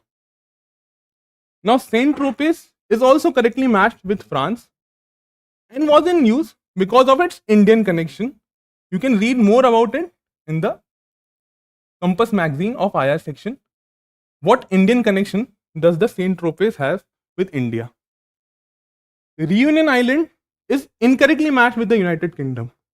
Now there are some extraterritorial jurisdiction that have been in news in the past times also.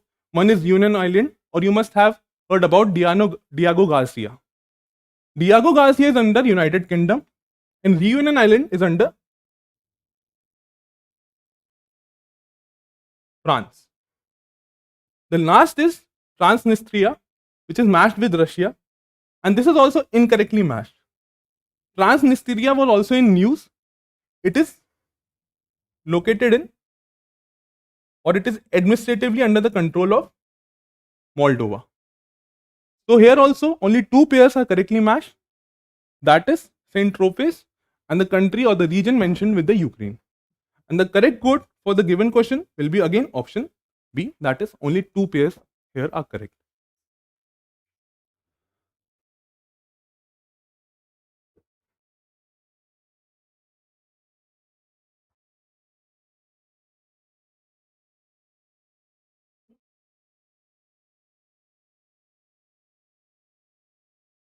Now the next question is with regard to the Shanghai Cooperation Organization. Now this question is important. Why we have asked the question on SCO is the reason is behind that is that India has attained the presidency for this year. It is a rotational presidency and India has gained the presidency for this year. Thus the topic of SCO becomes important from the perspective of prelims examination. And we have gone a step further because UPSC will not about what SCO is, who their members are. We have gone a step further and asked about the business council, which is an organ of SCO. The question says it is a non-governmental entity that unites the business community of the member states. And by very understanding of this question, it is very clear that this statement will be correct. Now, another thing to keep in mind while answering these type of questions is that these are very specific questions. And we must not apply much of guesswork here. If we know, then only we should answer these questions. The second statement here, the permanent secretariat is headquartered at Beijing. Now, this statement is incorrect. The headquarters is located in Moscow. The third statement here is it is an independent institution that is capable of taking advisory decisions. Now, this statement here is also correct. So, the first and the third statement here is correct. And the headquarters of the Shanghai Cooperation Business Council is in Moscow. So, the correct code for the given question will be option C, that is 1 and 3 only. And why we have taken SCO, that I have explained to you. Moving on to the next question, it says which of the following statement is correct regarding the sanctions of the United Nations. Now the sanction committee has been in use. UPSC in 2022 asked about various committees, credentials committee. So sanction committee that is in use can also be asked in the prelims examination because it is in use with regard to Russia and the Ukrainian war. The first statement here is the Security Council can take action to maintain or restore international peace as well as security. And this by itself reading is very clear that it is a correct statement. The second statement here is this may involve the use of armed force. Now this statement is also correct.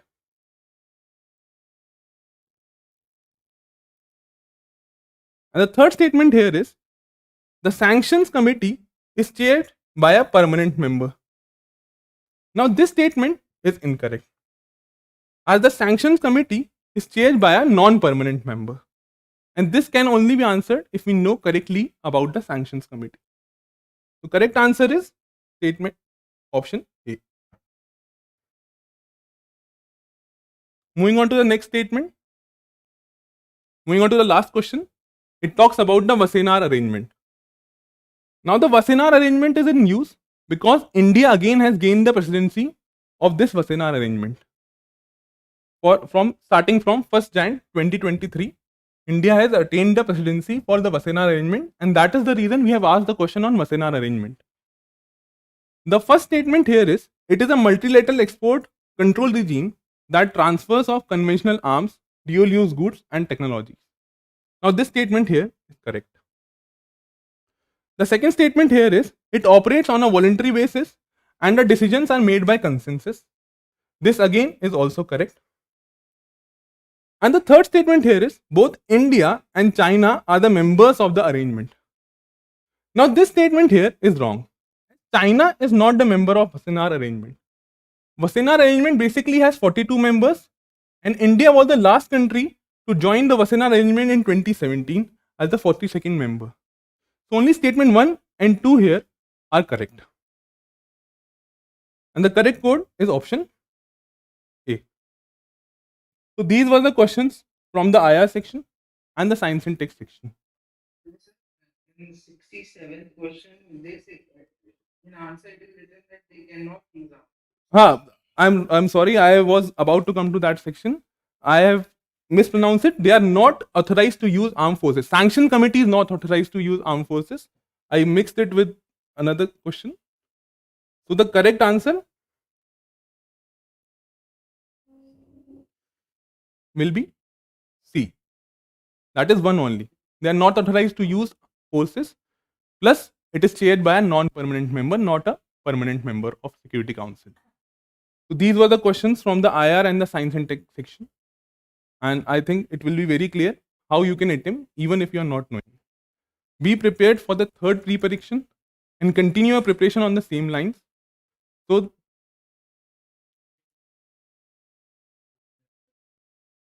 the result is available on the Telegram channel.